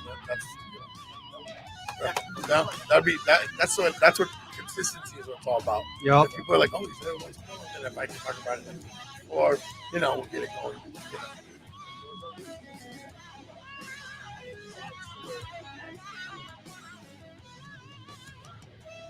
Oh, you ate a lot. Oh, you got a big deal from time to time. Yeah. Like, you're awesome and fun, like, for real, and so genuinely fun. Yeah, I mean, if you're not genuine, it's gonna be really hard to be anything other than like a douchey like actor, or you know what I mean? Like, if you're not able to like actually communicate with people in real life, that's never good. But everyone's got their own trauma. Like Dennis Rodman, some of these people are so hard to talk to, bro. Yeah. They're like no eye contact and like mumbling. Wow. Yeah, but he's probably just on hell pills. Yeah, right. Come on. Rodzilla. Yeah. Come on. I He's know. still reeling from Karl Malone. Yeah. Also, your body's exactly. You're in recovery the rest of your life, bro. When you go through that, so but it's nice. It's nice to be able to. I gotta talk to kids every day. I'm like, a man of the people. That's I'm what out I here always kissing say. babies, It's so bro. funny. Hey, man. How you doing? Nice to meet you. What up, Herb? What's up, Howard? And then next time, Okay. hopefully I'll have a fourth mic and all that stuff. So. Okay, cool. Can you take a picture of us real quick? We'll do it in front of the banner. You're tall, so you'll be pointing down. You basically shaving like 10 pounds off. I won't make you look like some sort of a weirdo. Yeah, got that. All right. Ready? Make it clear. Make sure it's clear. Say fromage. All right. One of those is going to work. Nice. Take a bunch. Cool, man. I'll walk you out, brother. And then, All right, thanks. I got some good pics too. Let me get a picture of that. Oh, yeah, definitely. You're good. I got it. Oh, So what's going on, brother? chilling. Yeah. Haven't slept yet. Did you watch Masters of the Universe? I loved it. Yeah. Loved every bit. I'm of it. excited. I'm gonna watch it tonight. I loved it. Yeah, I love all Yeah. the new toys too. Right? And I love He-Man like big time. It's absurd. It's future product for Robbie, that's for sure. Yeah. It's future. No, actually, maybe your It's current children, product, right? Yeah, I hope my kids will get into it, man. I loved that She-Ra. Super. I loved Yeah, my it. daughter wouldn't watch it, man. I hate pushing it, you know. But I Right. You can't. It is what it is. Right. But it's. This He-Man, I'm just gonna keep watching it until they're like, "What are you watching?" You know, I'm gonna just keep putting it on. Yeah. Oh, They yeah. like He-Man, actually, the old one. I'm surprised out of all the stuff. I think it's that cinematic sort of scrolling across like those oil paintings. Yeah. You know It's that- cool. Plus, it's You the know, like that little repetition. thing. Yup. Yup. It's the repetition too. Yeah. That Watch shit's the whole good. season then? Huh? Did you watch the whole season? The whole season's only 5 episodes. You get it done in 2 hours. Yeah, Oh, Yeah. wow. And then there's That's 5 nice. more coming in a little bit. Perfect. So That's how we'll take them. yeah, it's great. Chunks, however we can get them. It's a movie. I love it. I don't care. All right, I'll give it a second shot. I got one episode down. I don't know. If you didn't like that first one, I don't know. The first one was the everything? best. Thanks, bud. Yo, it's always the best. You're the man. See you, Robbie. Hell yeah. Like he is. That guy. He's literally like cool. Like just the definition of like, wow, that guy's cool. He has cracks all me this up, cool man. shit. His show on Netflix is the first time Right. I got turned on to him, and I live like A block away, right? Right? It's Yeah. funny. And so we go in there every once in a while, but it was just so funny because I'm just like, oh my god, this is I got pretty calls crazy. from I got calls from people just all over. They're like, "Isn't that? Don't you live there?" I'm like, "I literally live on that street. I lived on 4th Avenue for 3 years back when I moved here. It's the best. Yeah, I live on Fifth Avenue and Second Street, so I'm Okay, you're right there. right around the park. Hell yeah." So yeah, no, it's a great neighborhood, and it's just so funny because I mean, and I've seen him get on and off planes I've been on before, and it's just he's always just put together with all the Yup. luggage and everything. He just cracks me up. He's just decked out. Like again, because again, I do all that same type of crap, but I'm not actually cool or hip. Like I do it to be like a clown. Yeah. Like even people say, like, "Oh, you're like a clown." I'm like, "Well, yeah." Because it is. It's all goofy stuff. I Make you entertain laugh. kids. Right. Absolutely. Just fine. I don't. Because again, like this is what I do. Is that like so I'll do all this crazy stuff. And again, I've got this going on, right? Like, but I don't. Yeah. I don't have like again, like I got regular shorts. His are a flower pattern. Like Yeah, his stuff. He got a lot of style, but the style's money too. Like Oh, he yeah. does put money into oh like yeah. what he's doing. I realized this the other day, and I'm like, I should, because I got to start dating a bit, right? And I'm like, but just in general, I'm like, maybe you shouldn't always just wear a t-shirt and a hat and shorts all the time, because that's the meme is the joke is like, when did guys stop figuring out? Oh, at 10 years old, like I'm dressed like a 10-year-old. That's it. T-shirt, a little hat. Yep, 10-year-old. It's like weird. Like even just the shirt I wear now. Like I should wear a shirt, Just to dress it up a little. right? And I'm like, God damn. Yeah. So that's like a real thing. Like I wouldn't mind working on some style. But you're 100% right. He has that, but it's just with just a dash of style. It's It's no, all it he's got a takes. lot. But you know what I mean? It's all it takes, right? Oh, I mean, yeah. He is put together. But he does I'm a know what little. he's doing. Oh yeah. Like no. he is crafty. Even the way he described how he does an Instagram post or a meme like this. He's like, you can't just post a word. You can't just post a picture of something. He's like, and he used an example. He goes, it's like walking to someone just going soda. And it's like, that doesn't mean anything. He's like, you got to do it. It's got to be like, it's Mr. T, but he's eating a hot dog, and like there's a unicorn, and it says, "Oh, I pity the calories," and it's like, yeah, he's like, because that's a sentence, and I'm like, that's amazing. Yeah. Like that's a sentence. Don't be I was like, lazy, that's right? brilliant. You know, it's just, don't be Well, that was the other thing. Go ahead and take here. Effort. We were talking about some of that too. How he's got, like, some people are just effort is kryptonite because effort's not cool. Yeah. Right. You can't care about things. Yeah. Because you can't try. Because if you try, you'll lose. You fail. I wouldn't want to. That's a lot of people. That's true. That think effort. Oh, they can barely. They can't. Well, they can't even barely function. So certainly not putting effort into it. So yeah, you're right. You're right. And he makes effort look, like effortless. That's the point. So, and that's why people can be critical of people where they said, like, I was even saying that to him, where people can be critical of stuff. And it's like, it's because you make it look effortless. Mm-hmm. So it looks easy. That's, again, good wrestling. But boy, when you're looking at bad wrestling, it's hard. But you watch so much good wrestling that it's like, oh, well, you're used to, Yeah. You can all of a sudden you can understand. Oh, that's good wrestling. That's what, yeah. It's a big difference. Yeah. No, that's true. That was great. Yeah. No, well, like I said, Robbie's in. So that's he's part of the crew now. He'll be popping in more frequently. Hell yeah. Make it Fridays. Yeah. Like, and I think we're gonna link up with some cool events too. So. I think every other day is gonna suck balls compared to this day. I'm just on the show. Yeah, I do look forward to the show. But, I mean, that's why I'm like, let's end the week out right. I started off strong. Yeah, I mean, I do great. Like, I'm having fun with everyone that's on the show. Oh yeah, no, I'm just Friday. We give it a little extra flair. Yeah, absolutely. And and it will continue to kind of grow as far as that party on the Friday vibe. So wait till we get out in public. Wait till we do. Like, if I could manage to let them let me do a tequila sunrise show like at Congress. Oh man, yeah. Oh yeah. You know me, I'm all about it. Oh, I know you are. Get me in there. I did one of their big tequila events once. I got to host it for Creative Tucson. I was doing something. I got shit faced. Yeah.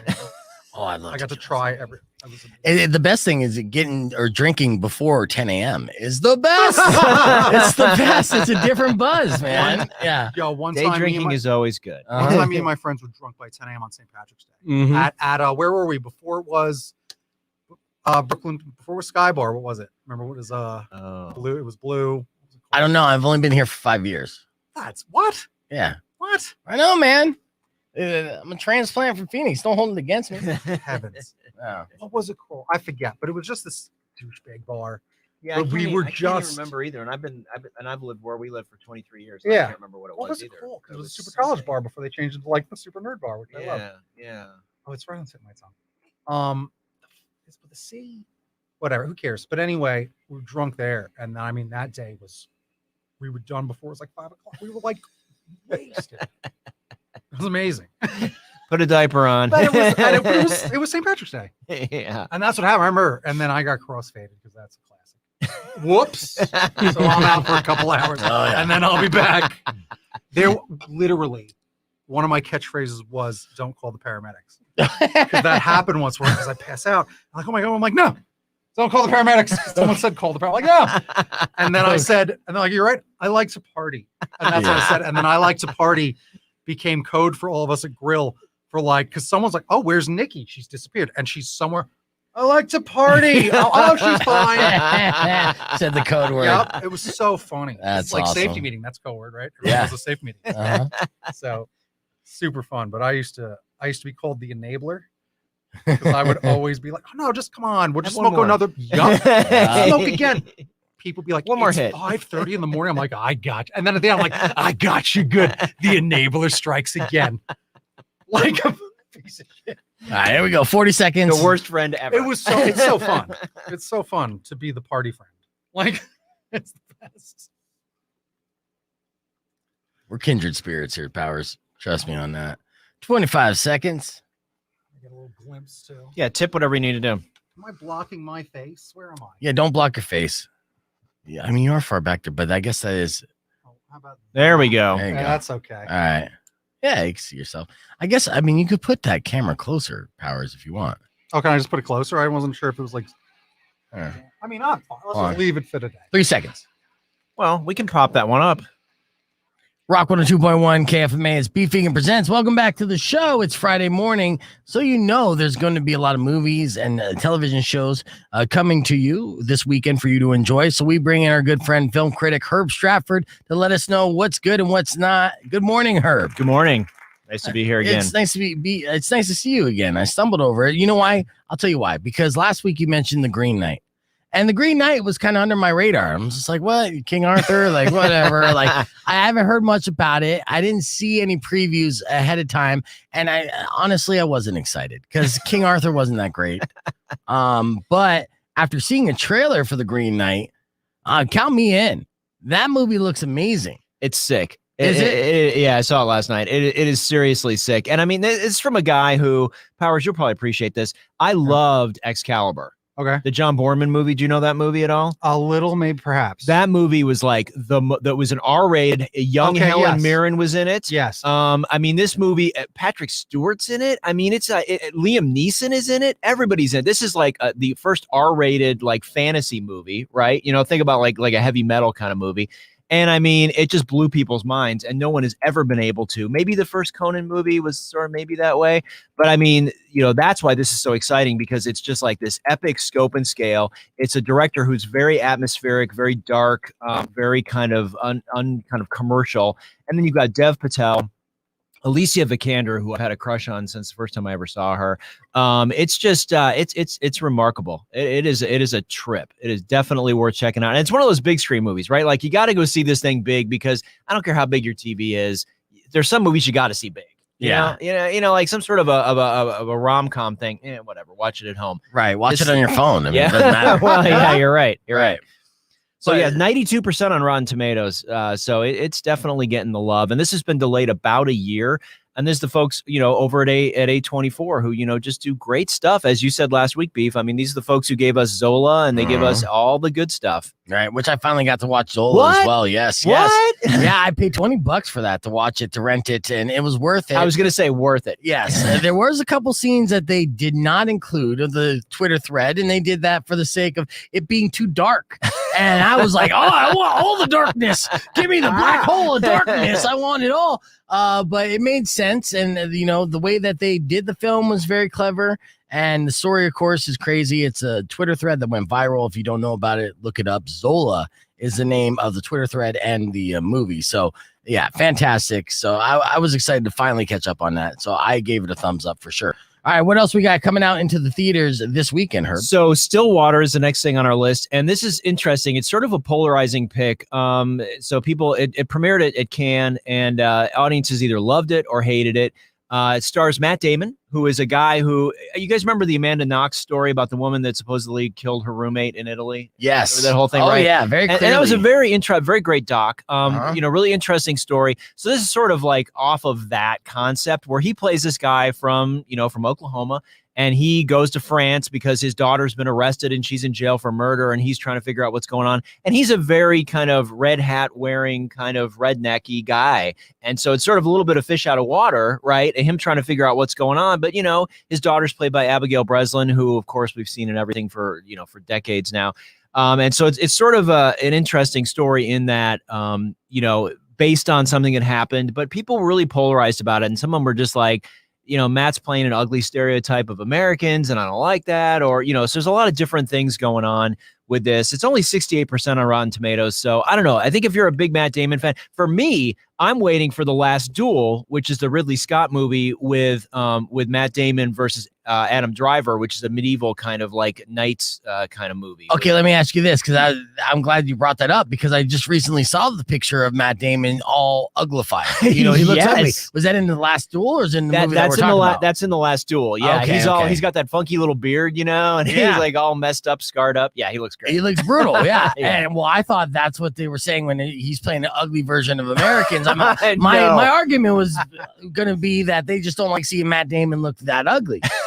And my counter argument to that is, well, Matt Damon has never been really the best looking guy. Let's be honest. Matt Damon.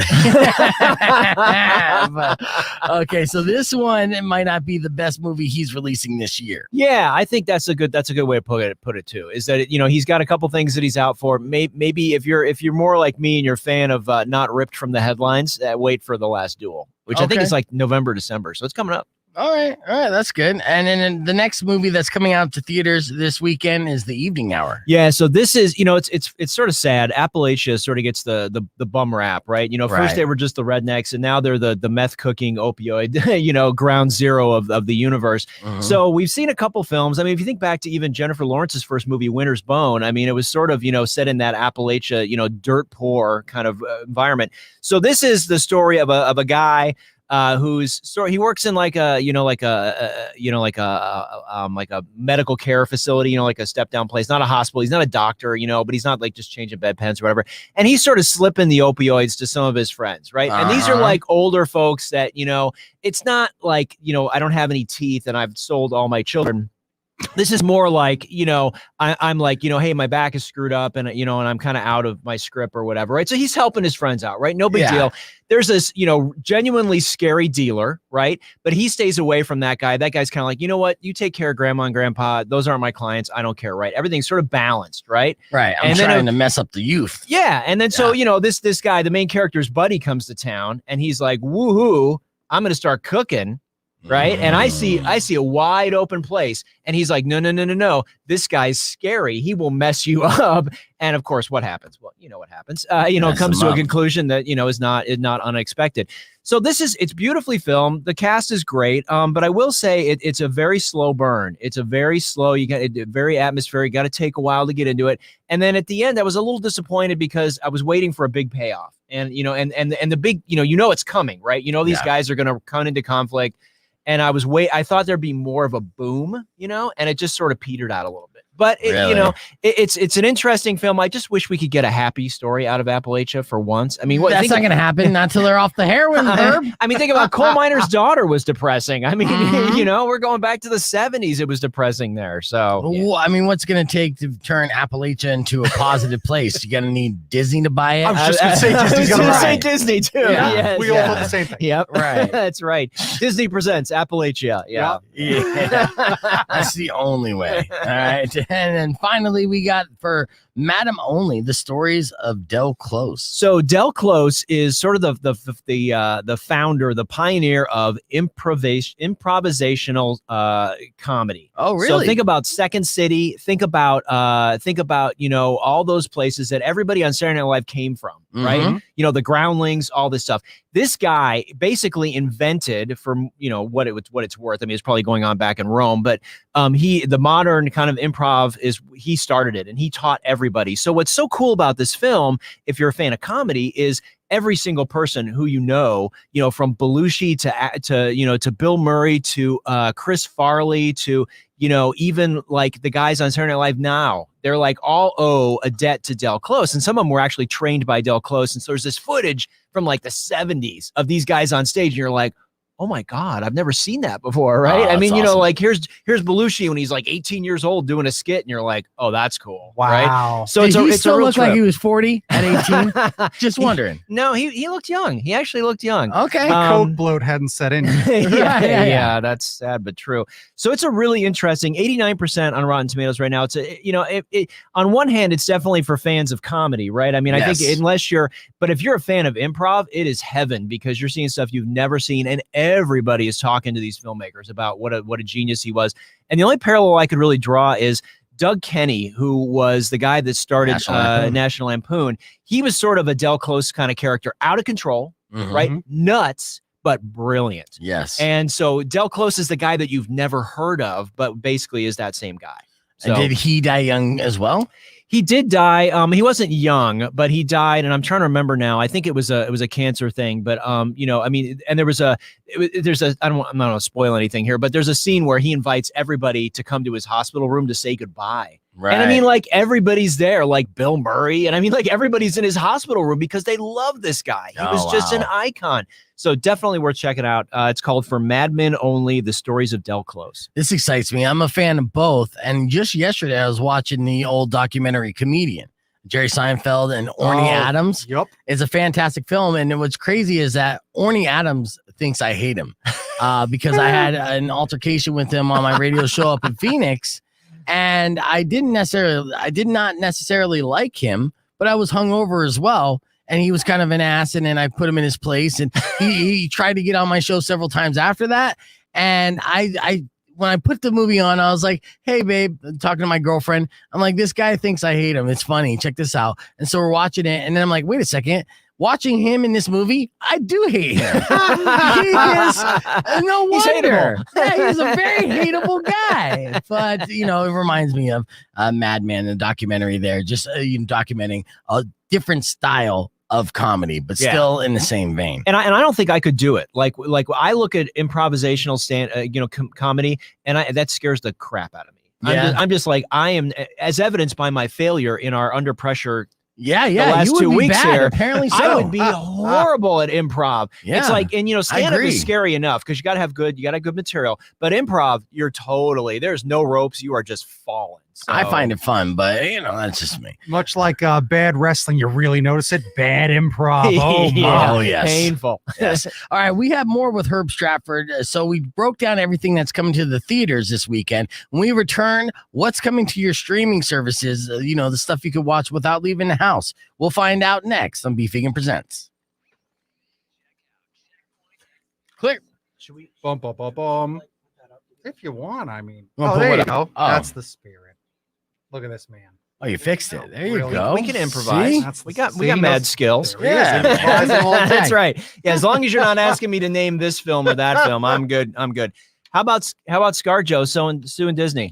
We were talking about that earlier. Yeah, but I talked about it earlier, Wow. but to talk about it again with you because we did this debate, and not even a debate. We were just looking at the pros and the cons and both sides. So what's your take of Scarlett Johansson suing Disney for $50 million? I think, she's in a unique position. Because on one hand, you think about like Robert Downey Jr. And I think I read somewhere that for Iron Man 3, he made like $100 million. Yes. Right. So you're like, okay, you're thinking, 20 million. Sure. People are like, oh, $20 million. She made so much money. It's like, all right, take away 40 of that just off the top for agent, manager, publicist, whatever. And then you take your tax off of that. And I'm not poor Scarlett. No, sure. You know what I mean? I'm not whatever. I mean, if anything, I'm poor Scarlett because she's been married 3 times and there must be something going on there. Right. She But, probably smells down there. But Oh my God. but I There's gotta be feel like something. I was talking to a girl the other day, and she said, "Oh, not a fresh lady line." She called it "not a fresh lady line." I laughed hysterically. so. I mean, I'm sort of like, yes, she's owed something, right? You know what I mean? And maybe 20. And if Disney wrote a crappy contract and they had all this back end stuff for her, she is entitled to something. And also, she's in the unique position of I'm dead. Mhm. It's like, I don't care about you, Disney. I am like a real actress. I probably have enough money in the bank right now. Colin keeps me laughing at home, right? Yeah. I don't need this crap. Why not take on Disney? I think it's good. I actually think that she is spot on, is exactly what she should have done. She's sending a message, and I think Disney looks stupid for saying, oh, but COVID-19, how insensitive of you. Come on, dude. You guys are making so much goddamn money. Mhm. Come on. I mean, Jungle Cruise just opened huge. Everybody's paying $30 for their at-home streaming for all this stuff. Yeah. Don't whine to us about money. All your parks are opening back up. Come on. Give her the money. They Hold that thought. Let me yeah. answer the phone real quick. See what we got. Sure. Rock 1 2.1. Who's this?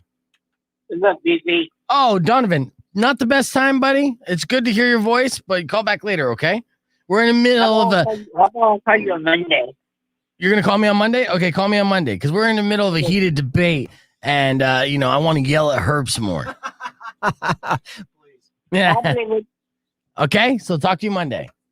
Okay, so I disagree though. Okay. Like the 50 million, grab the 50 million. Yeah, it's pocket change to Disney and Marvel for sure. But I do believe, and I cited the Bert Kreischer quote talking about the advice he got from his manager when National Lampoon stole his life story for Van Wilder. He said, you could be the guy that sues in Hollywood, or you could be the guy that works in Hollywood. Now, with the argument is with the multiverse opening up and everything else, there was plenty of opportunity to bring her back and do other stuff because they could just say, hey, this is an ultimate timeline. They could have made it up to her. Is what I'm saying. They could have done another story. They could have had her have another lead. Like Black Widow 2. She may not be dead. Obviously, it's easy to not be dead in a superhero movie. Well, Right. and in a multiverse franchise. movie, but I think Right. they're going to recast all of the Avengers. I think you're going to see. I think Yeah. you're going to get the Mark Hamill treatment. I honestly believe Tony Stark, Robert Downey Jr. is Tony Stark. Right. That's it. They're Well, going to CG. I agree with you. They're going to CG Chris Evans. They're going to CG. They're just going to CG them. Yeah. And I think that that's what these people are signing on for. Like in perpetuity, you are this. It's so similar to wrestling. How wrestlers are so unique where I leave my show, but I'm still Hulk Hogan in the airport, brother. Like even a little bit, even today, they still kind of are. No matter what, they still kind of are. And watching this, there is this part of it because you think about wrestling too. Plenty of people have sued Vince McMahon, and it doesn't end their job or their relationship. Lawsuits, when you're at that level of stuff, is sometimes just matter of fact, and they might just hire her back just fine. Yeah. But was it smart of her to do that? I think if, just like we were talking about, if I was her, it's like play the long game. Like, yeah, you didn't get the extra 30 million, but like over the next 10 years, you're going to rake in an amount based on residual stuff, all the stuff. They're going to give you more opportunities, guaranteed. Yes. You may be right. And I mean, and I think about the James Gunn story, which I think is a good parallel, where he got fired, after Guardians 2. Alan Horn, the head of Disney or Fox, I guess at that point, whatever it was, and they fired him. And then, sure as hell, everybody backed him up and was like, that's BS. He apologized. He kept quiet. Right? Yes. He snitches get stitches, right? I mean, he said nothing. He had other people And he got talking hired for back. him. Yeah. Yes. Oh yeah. Dave Yeah. Bautista. Everybody went after, to base for him. I mean, well, that's the thing. That's the other thing about that situation specifically. The entire cast kind of went in protest. Yeah. Of like, no, we want him. Yeah. And he is the heart and soul of that movie. There's no doubt about absolutely. it. I mean, and he's resurrecting the Suicide Squad single-handedly. Yeah. I am excited about that movie. I think it will be the best by far. And, honestly, DC's losing out on Marvel taking them back, because if they had James Gunn and his vision, or at least direction, and not necessarily writing and directing everything in the DC universe, but being like, okay, guy, you get to have final say on what we're doing from here on out. Then you have true competition between DC and Marvel when it comes to universes, because his vision is parallel to none. Yeah, no, I agree with you. Suicide Squad and the early reviews, I'm going to go see it Tuesday, but the early reviews on it have been came out 100% on Rotten Tomatoes. That's which almost percent. never happens for a course. debut. Yeah. Of course. Yeah. What? Yeah. Of course it does. 100%. And it's so funny because, again, I bring it before, and the Emancipated Woman, right? Yeah. It's so crazy. That's amazing. Yeah. That's amazing. That's how good he is. That's his vision. He is. He's And tapped into that you're audience. absolutely right, Beef. I mean, this was DC's chance. It absolutely was, because Joss Whedon blew up in a thermonuclear explosion of Joss Whedon. Yep. And really, there's nobody else like Gunn. I mean, he is the only guy that could actually steward. I mean, maybe you get what's his name from from Mandalorian, from Star Wars. Okay, yeah. John Favreau. Favreau. Yeah, of course, Favreau's maybe got it. Favreau, but I think Favreau is so much in the hive of Star Wars that I don't know if that would translate. You know what I mean? I think he did more. He set Marvel up, and he's like, all right, you're good. I'll be Happy Hogan now. Let me just do that when Spider-Man's running around. Right. But his creative endeavors are now definitely go play with Star Wars.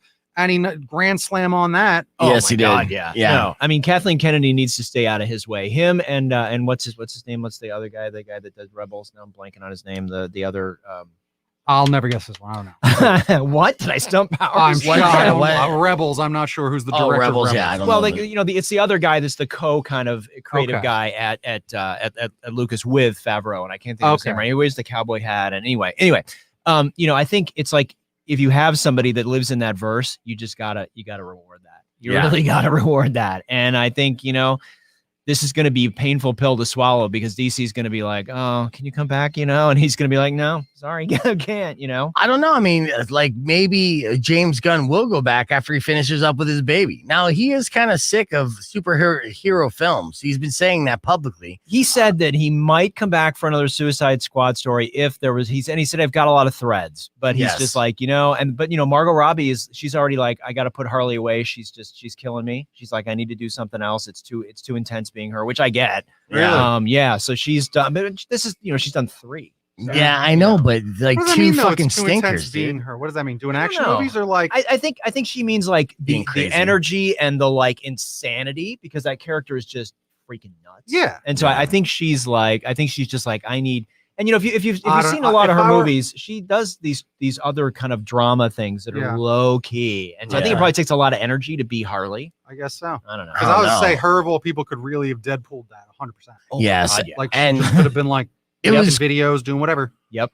It was career defining for her. 100%. It made her career, even though the first Suicide Squad wasn't that great of a movie. Nope. And then the second one was a trash can. It was a trash can. It was terrible. It really was. Well, and I think it's interesting. David Ayer came out this week praising James Gunn's new Suicide Squad movie and was just saying how, his movie or the movie that got released was not his movie. He's like, the studio cut that movie. That is not whatever. We keep hearing. Yeah. I want to see his cut. Brothers? I want to see his cut. I don't know. Much like the Warner Snyder Brothers cut. Is very guilty of this. Oh, I mean, yes. specifically Warner Brothers. Yeah. They chop these things up. Again, they're too many cooks, and you could tell it's corporate boardrooms making every decision. Marketing based. Right. You can tell. Salespeople making decisions. Focus groups. Yep. No. And that's the interesting thing is Warner Brothers used to be considered the studio that was the most friendly to artists. Right. Right. And now this is the way that they're treating people. And like, when they announced their whole slate was going to HBO Max and didn't even tell Denis Villeneuve or any of the other people, and then they ended up paying out, a bunch of money to this is sort of the other example with Scarlett.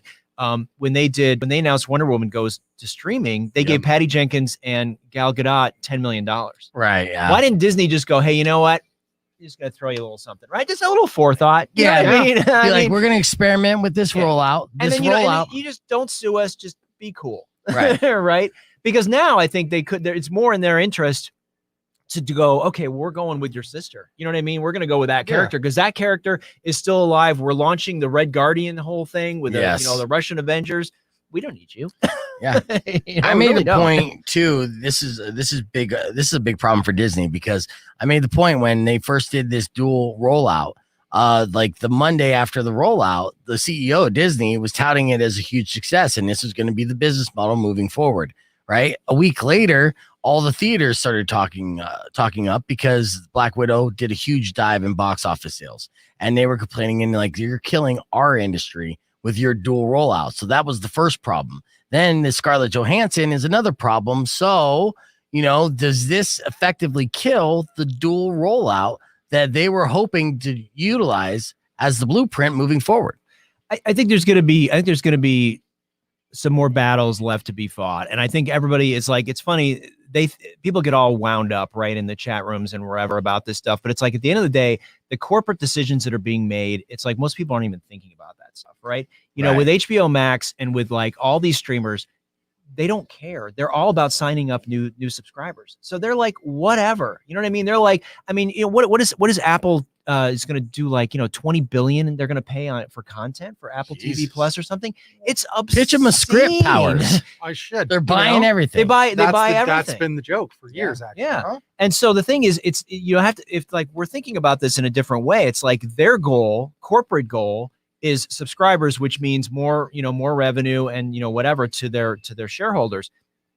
They don't care about us sitting at home. They know we'll just sit there and we're like the creatures in WALL-E. We're just sitting on our recliner. Oh. I've been so consuming. Let me tell you, WALL-E was just the most heartbreaking truth. It really is. Here we go. On Earth, I remember that so well. Rock on 2.1 KFMA is Beefing and Presents. We're hanging out with our good friend, film critic Herb Stratford, as we're talking all things movie industry, entertainment industry on the stream. And now we're talking, since I mentioned the stream, let's talk about what's coming to your streaming services near you. So Herb, what is there anything big coming out to our streaming services this weekend?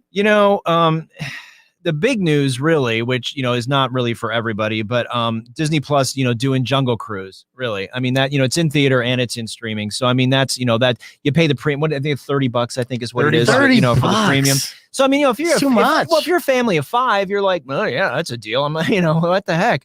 But, if you're a single person or a couple, $30 is like, I mean, I remember before kind of this thing when something would pop onto iTunes and it would be like $19. I'd look at my wife and go, I don't want to pay $19 for that. You know what I mean? Like 6, 9, whatever. Sure. But as soon as you get $20, I'm out. So Jungle Cruise is opening. And, this, of course, we sort of talked about it a little bit. We sort of teased it last week, but this is like the African Queen done Disney, right? You know what I mean? It's like The Rock is Humphrey Bogart and, Mary Poppins, whatever. So, they're going up, they're looking for this mystical tree, whatever. It's sort of like a big CGI hot mess is really what it is, And I mean, and some people, I mean, they know it. They know that The Rock is like Vin Diesel. This guy, he opens globally, right? I mean, for some reason, people are just like, take my money. I don't care what he's doing. He's the most electrifying man in all of entertainment. What do you question? Don't you dare let The Rock hear you say that. The Rock will lay the smackdown on you if you compare him to Vin Diesel again. And you know what? What'll happen is I'll come in here one day and The Rock will be in here. Yes. And I'll be like, and Beef will play this clip. Yeah. Tell him that thing you said about him and Vin Diesel, huh? Yeah. And I will be just like a smear on the wall. Well, you won't say it. You'll be like, no, I said The Rock is way better than Vin Diesel. Rewrite history there. Well, that's a longer discussion about the greatest. I'm super excited to see John Cena in Suicide Squad. Yes, John Cena's been crushing the PR for Suicide Squad, wearing that outfit everywhere he goes because John Cena is hilarious. Well, and did you hear they're actually going to do 6 episode thing of the Peacemaker? Of his character from Suicide Squad. I could not be happier about all that. The characters, like we're going to give John Cena a show as in this ridiculous helmet. Yeah, him on Colbert, like doing that was one of the funniest things I've ever seen. Yeah, I think that was Kimmel actually. I saw him on a Colbert because he's wearing it everywhere. Yeah, okay, yeah. So there's him with Margot Robbie in one. I think that's the British guy. Like he's just so silly and gigantic. Yes. He loves it.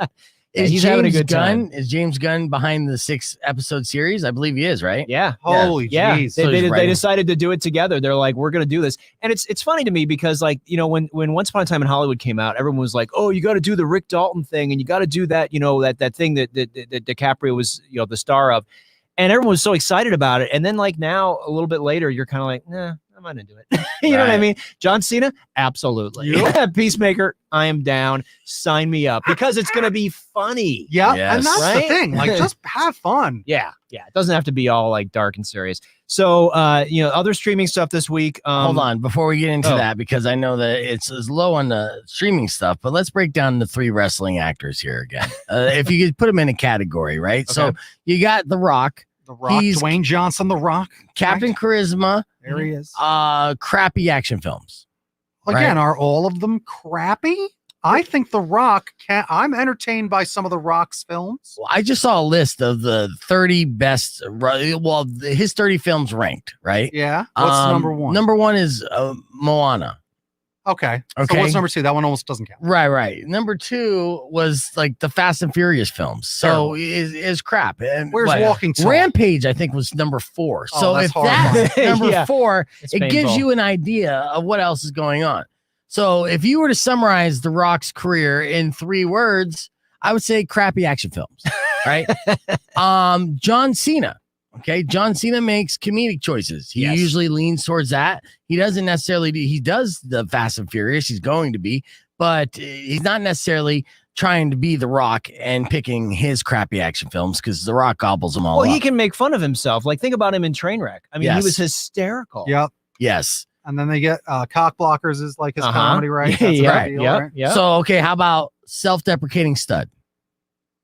You know what? For 3 words? Yeah. Okay, if you count the hyphen, I don't know. Yeah. And then you got Batista. Now, Batista, Big Dave, he does get good roles, Kinda. He's just Dune is the big one. Next one he's gonna be. Yeah, Dune. he's perfect for that role. Well, he's been, you're talking to Herb about Dune. This guy is. Yeah, it's going to be embarrassing. Spazzing out about It's Dune, gonna and be- if it flops, and I'm hoping it does, because he'll never hear the end of it. This has Haters been gonna hate, man. wow, it's been over a year. We've been debating this Dune thing. I was just like, oh, dude, it's my favorite thing ever. I'm Isn't it unabashedly. fascinating? Yeah. Some people are just they love Dune.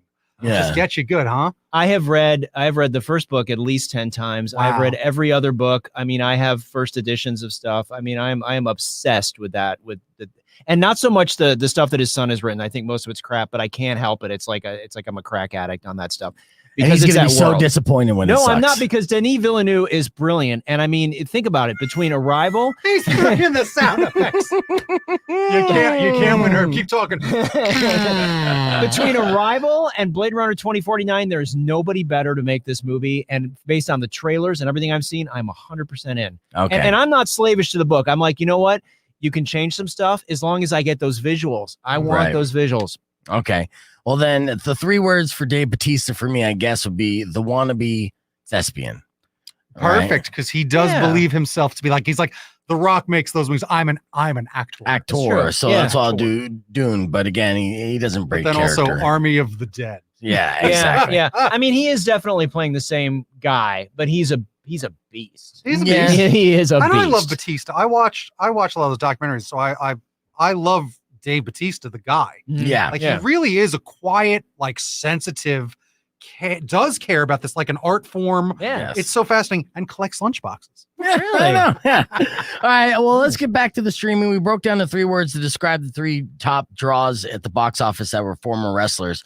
What else is coming to streaming services? So this weekend? there's a thing that's just dropping.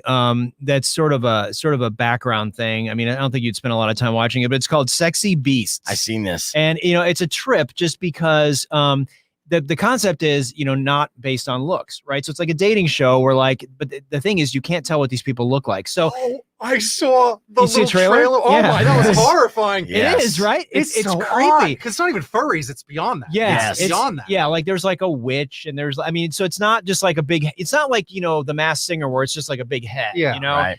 It's like, and so it's so interesting because Their like, mouths move. yeah, Yeah. and I mean, it's professional grade stuff. I mean, this is It like takes hours to get that stuff. This is on. amazing how good it is. And the funny thing, of course, is at the end when they show what they actually look like, they're all still hot. Of course You they're know? hot. They know they're hot. I mean, it's not like they got an eye patch or somebody missing teeth. I mean, it's still hot people. It's just you couldn't tell they were hot unless you were talking to them. And it's pretty interesting when you can't tell what they look like. You're trying to guess. You're like, all right, what is that person like? I'm trying to, you're trying to like in your mind, you're trying to like sort of figure out, okay, they sound like they're kind of douchey, but I can't really tell. They do. So it's actually, and they're like, 25-minute episodes. There's 6 of them. So, it's a fun little watch. Just, it's different. So in the background. And I watched a couple episodes. I was out after there's one guy who was incredibly stupid, like bonehead stupid. He just talks about going to the gym and he's got huge muscles because he's just so dumb. He doesn't know anything else to do except for lift things up. Right. Put things So, down. and even with his, makeup, didn't matter. He looked ugly and he sounded just horribly ugly, right? And the fact that the 3 girls are still like, yeah, I really like him. I want to be into it. I'm like, I'm out. Come on, man. I mean, if he doesn't look good, first off, and then he sounds like this, these are the words coming out of his mouth. No self-respecting person would want to bang that. Also, he was a pelican, and I just can't stand that. I hate Big the waddles. damn birds. Yeah. You know it. Yeah. No. But I do want to finish on streaming on a good note though. Okay. So there's a thing that I'm a little late to the party. Came out on HBO Max. I think it's on HBO now. Like a month and a half ago or something, and I'm just catching up on it now. It's called The Lady and the Dale. And I don't know if you guys have heard about this, but it's the true story of this woman whose name and I'm blanking on her name right now. But anyway, she started a car company to compete with the big 3. Right. Okay. And this is this is like 74, 75. So gas crisis. Think about all that going on. And think about how Tucker, when you remember that movie Tucker, where he goes up against the big 3 and he gets screwed and whatever, they run him out of business. But it keeps getting more and more twisty, where it turns out this woman who runs this car company, she actually used to be a man, and she has like all these kids from like 4 different wives, right?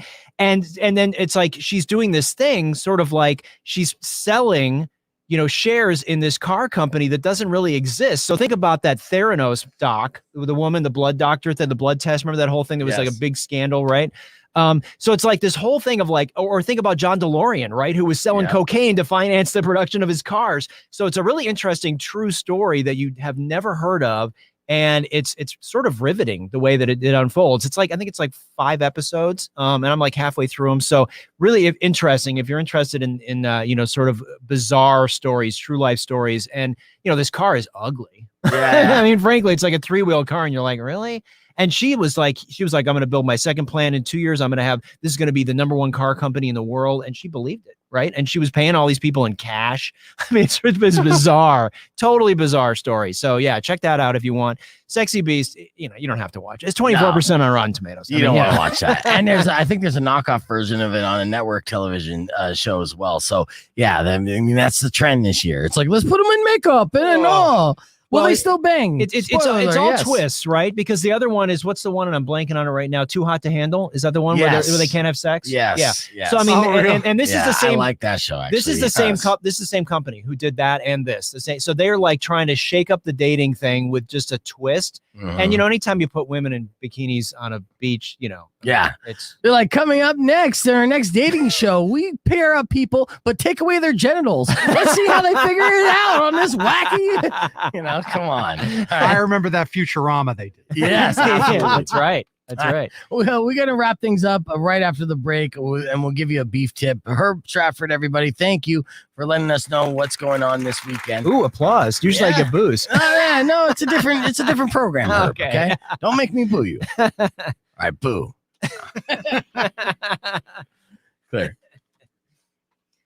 Yeah, I thought, I was like, I'll watch one of these episodes of Sexy Beast just because I wanted to just see like how the makeup was. And then I was more watching it. Like I could have just turned the volume down just to look at the makeup. Cause I'm just like, right. Wow. Cause I used to watch that makeup show and I can't think of what it's called. I just had it a second ago. Yeah. But go on. That one was interesting, right? Yeah. I mean, like I actually watched, I think I watched all of it. I think I watched every season. And it was interesting just because the characters were interesting and then the fails were spectacular and some of the makeups were good, But this was very creepy. I mean, the way that their lips and mouths and the eyes, it is very strange. I saw the panda girl, and I love pandas, and I was just I felt very odd. Yeah, she talked like crazy though. She was annoying as hell. But then they took off her makeup, and I'm like, oh, you're kind of hot. Yeah, she's LA hot. That doesn't mean nothing. Well, I mean, no, honestly, on a show like that where the next one's gonna be hot, and then you're a 9.8 and you're a 9.6. My word. Yeah, that's true. And they're all in England, right? I mean, like they brought over 2 or 3 Americans. Everybody else is British. Oh, so really? That's interesting. Yeah. Yeah, they've been getting crazy with British. Yeah, stuff over and here. I don't know why like that YouTube. is. British is taking over YouTube as well. Yeah. Like every documentary thing I see, it's all British BritTube. Yep. Yeah, it's true. Well, they figured out that there's British people that are hot and dumb too. And we tapped out. Yeah, we don't have the market cornered on dumb hot people. Right. I think we use most of them. So, run is scarce, go across the pond. I mean, that's how it is on the challenge as well. Who, are basically the same. And they've been basically taking hot, dumb people from reality shows all over the place and throw them in. We could talk for days about the challenge. You watch the challenge? I love the I've been watching The Real World since The Real World. Yeah, exactly. Right? Me too. So Me too. I've watched every single season. I even follow some of these idiots on Instagram just for fun. I mean, there's some crazy. I mean, like CT. I love when CT was crazy CT and would just go off and like murder somebody. Yeah. I mean, it was just that show. And actually, the ratings are great right now. Yeah, they're still great. Yeah. It's still going strong. I mean, you think about it; it's been over 20 years, or at least it's getting close. Some of these folks are in their 40s, and it's just kind of like, really, you're dragging your ass out there and doing that stuff. I mean, I look at my wife and I'm like, eating like rat intestines and stuff. I'm like, no thanks, man. There's no way. Did you see All Stars? I mean, because that's all the people from the old school. That's Road Rules and Real World Challenge, and that's how it started. It was just between those two.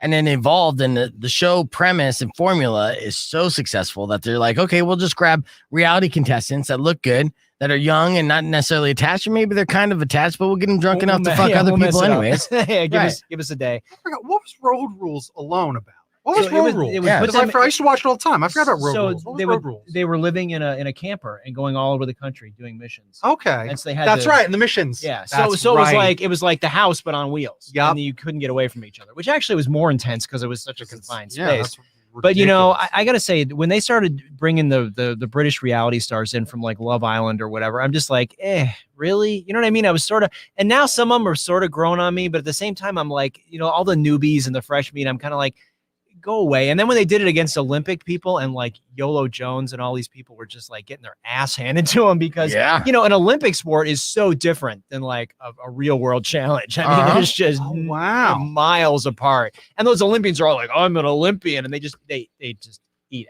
ass. I mean, it's just embarrassing. But again, I mean, the new people will grow on you just like they all did. You know, that's part of the magic of it. You see them in there, and the formula is simple, right? It's fucking fighting and competing, right? So Yeah, you're right. like they put them in this beautiful house. It's all beautiful people. They ply them with alcohol immediately when we meet them, right? So then they start banging. All right. And then they do the little competition and everything, and it starts heating up and drinking too much. And then they start fighting, and then they keep competing, and then they bang again and repeat, rinse and repeat. And then different people bang. Yes. And I love it all. I love it all. Yeah. You know, I'm just like, With you. bring it on. You're part of the party at first, and you stay at the party too long, and it sours, and you get to see all that drama unfold. And then the competitions, the challenges are really cool, and then you get to see them wipe out every now and then. So it is honestly a mix of all guilty pleasures rolled into one show. And TJ is great. He's a great host. Great host. I love him laughing at people. I love that the trivia is my favorite when he just laughs because they all fail so miserably because they're stupid. And Here's another editing trick that you pick up on watching the challenge overall. Like when he does the initial host and he's speaking live to him, he'll say stuff, but then in post-production, they'll be like, you know, we didn't explain this well enough, or we need to say this too. So you will always catch on the challenge. It'll be TJ be like, today we have this challenge, and then there'll be a cutaway of things and you'll hear a voiceover. And they try to blend it as if it's just him saying it there, but it's not. It's 100% voiceover. Yeah. So he's keeping it simple when he's live and on the spot. Yeah. And they're like, don't worry about it. We'll give you a script later once you get back, TJ. Just keep looking good and say the simple stuff. Yeah. Well, and you know he's staying in a swanky place, right? And you know, they're like all bunking and, you know, like pissing each other off. And did you watch the New York reunion one that Paramount Plus did? I don't have Paramount Plus, so I only saw a couple clips, and no, I didn't. But I wanted to. It was really good. Was and it? Really? Yeah, surprisingly, because they're all old. You know what I mean? And they're like, are they over it? Like, did they get along, or was it still just a bunch You know, of, it was really They end up sweet fighting. because this first group was like they were not like they were picked and they didn't know what they were picked for. Everybody else after them knew what they were doing, and they were What they were auditioning signing to up be for. a reality star. True. Right? Right. These people were just normal humans, and you know there was racial issues. There was all the openly gay characters. I mean, really dramatic stuff for 30 years ago or whatever. right? Yeah. And so, it was 94, I think. And so, bringing them all back together, they're all older, they're kind of wiser. But you know what? It still happened. Like there was still fights. Eric Nees got COVID, so he couldn't be there in person. So he was like on a screen, so they couldn't interact with him. And, somebody ends up walking out because they get pissed off and they're fighting with each other. And it was just kind of like, wow, like they grew up and we grew up, you know what I mean? And then they're back in the same freaking house, which was amazing if they could find. So yeah, it was pretty cool. So yeah, it's like a guilty pleasure. I'll say I'll watch the challenge. I always do that. Yeah, so. and keep watching it. Like, I'm just like, keep bringing it on. I want even more. I'll even watch the stupid reunions or the stuff they cut out or all that garbage. That is know? so funny. I hope none of your intellectual friends are watching this right now because they will Probably lose not. so much respect. Okay, that's fair. That's fair. But still. Yeah. No, they'll be watching my PBS Well, appearance. if they were watching for some reason, being like, why is he on this dumbass's show? Now they know. Yeah, Right. Yeah. That's There's true. the That's common right. denominator, the challenge. Yeah, the challenge is the common Another denominator. reality trap. Oh, it's the best. It really is. I'm You know what it sorry, is for not me sorry. that I don't see a lot of this stuff. I watch wrestling so much. That's true. I watch so I'll be like, why don't I know what movies are going on? I'm like, oh, because you watched WrestleMania 6 for some reason. Well, like, what? Why? Right. It's so stupid. You've already seen it. Just constantly watching wrestling. Mhm. I saw one of the best promos I've ever seen. I watched Hulk Hogan loses to Andre the Giant, remember? And then he sells the belt to Teddy Hart. The backstage after that, Hulk Hogan loses the title. He is crying. The man, Hulkamaniacs. He runs out of the room. Hulkamaniacs. It's one of the funniest things I've ever seen. All right, I gotta squeeze in real quick. Rock 102.1 KFMA Beef Vegan presents. I had to play a little bit of black here before we wrap things up. That's all the time we have for today's show. I'd like to thank my guests that came in, Slobby Robby, of course, film critic Herb Stratford. Thank you so much, Herb. And of course, we cannot forget about your best friend forever, Powers. Before we leave, let me give you a beef tip real quick. I'm not a fan of cats, but if you get a cat that rocks. Like this guy in Spain. Police had to show up to his apartment several times because his neighbors had been complaining about the noise. He's cranking his stereo to 11. The problem is he wasn't home at the apartment at the time. It wasn't him. It's his cat. His cat keeps turning on the stereo and turning it up real loud because this cat rocks. So they were expecting to find a big party when cops showed up. But when they got there, all they saw was a cat just chilling there. It's like, what? You know, I love Metallica. It's my thing. All right. So the guy explained to the cops, what happened. And it happened several times. He has to drive straight home whenever the cops start knocking and saying, hey, your Garfield is out of control again, man. So like I said, my beef tip is don't get a cat. But if you get a cat that rocks. Thank you guys so much for listening. Don't forget, you can catch the entire show on YouTube. On YouTube, on Facebook, we stream the show so you can get everything that we said on the air and everything that we said off the air for your visual pleasure, or in Herb's case, displeasure. Riley's up next. Enjoy the rest of your weekend. Drive safe, ride safe, and as always, rock local. I had to get one last parting shot. So fun. The beef soon will come and end to all your grief. But if you've been mean or kind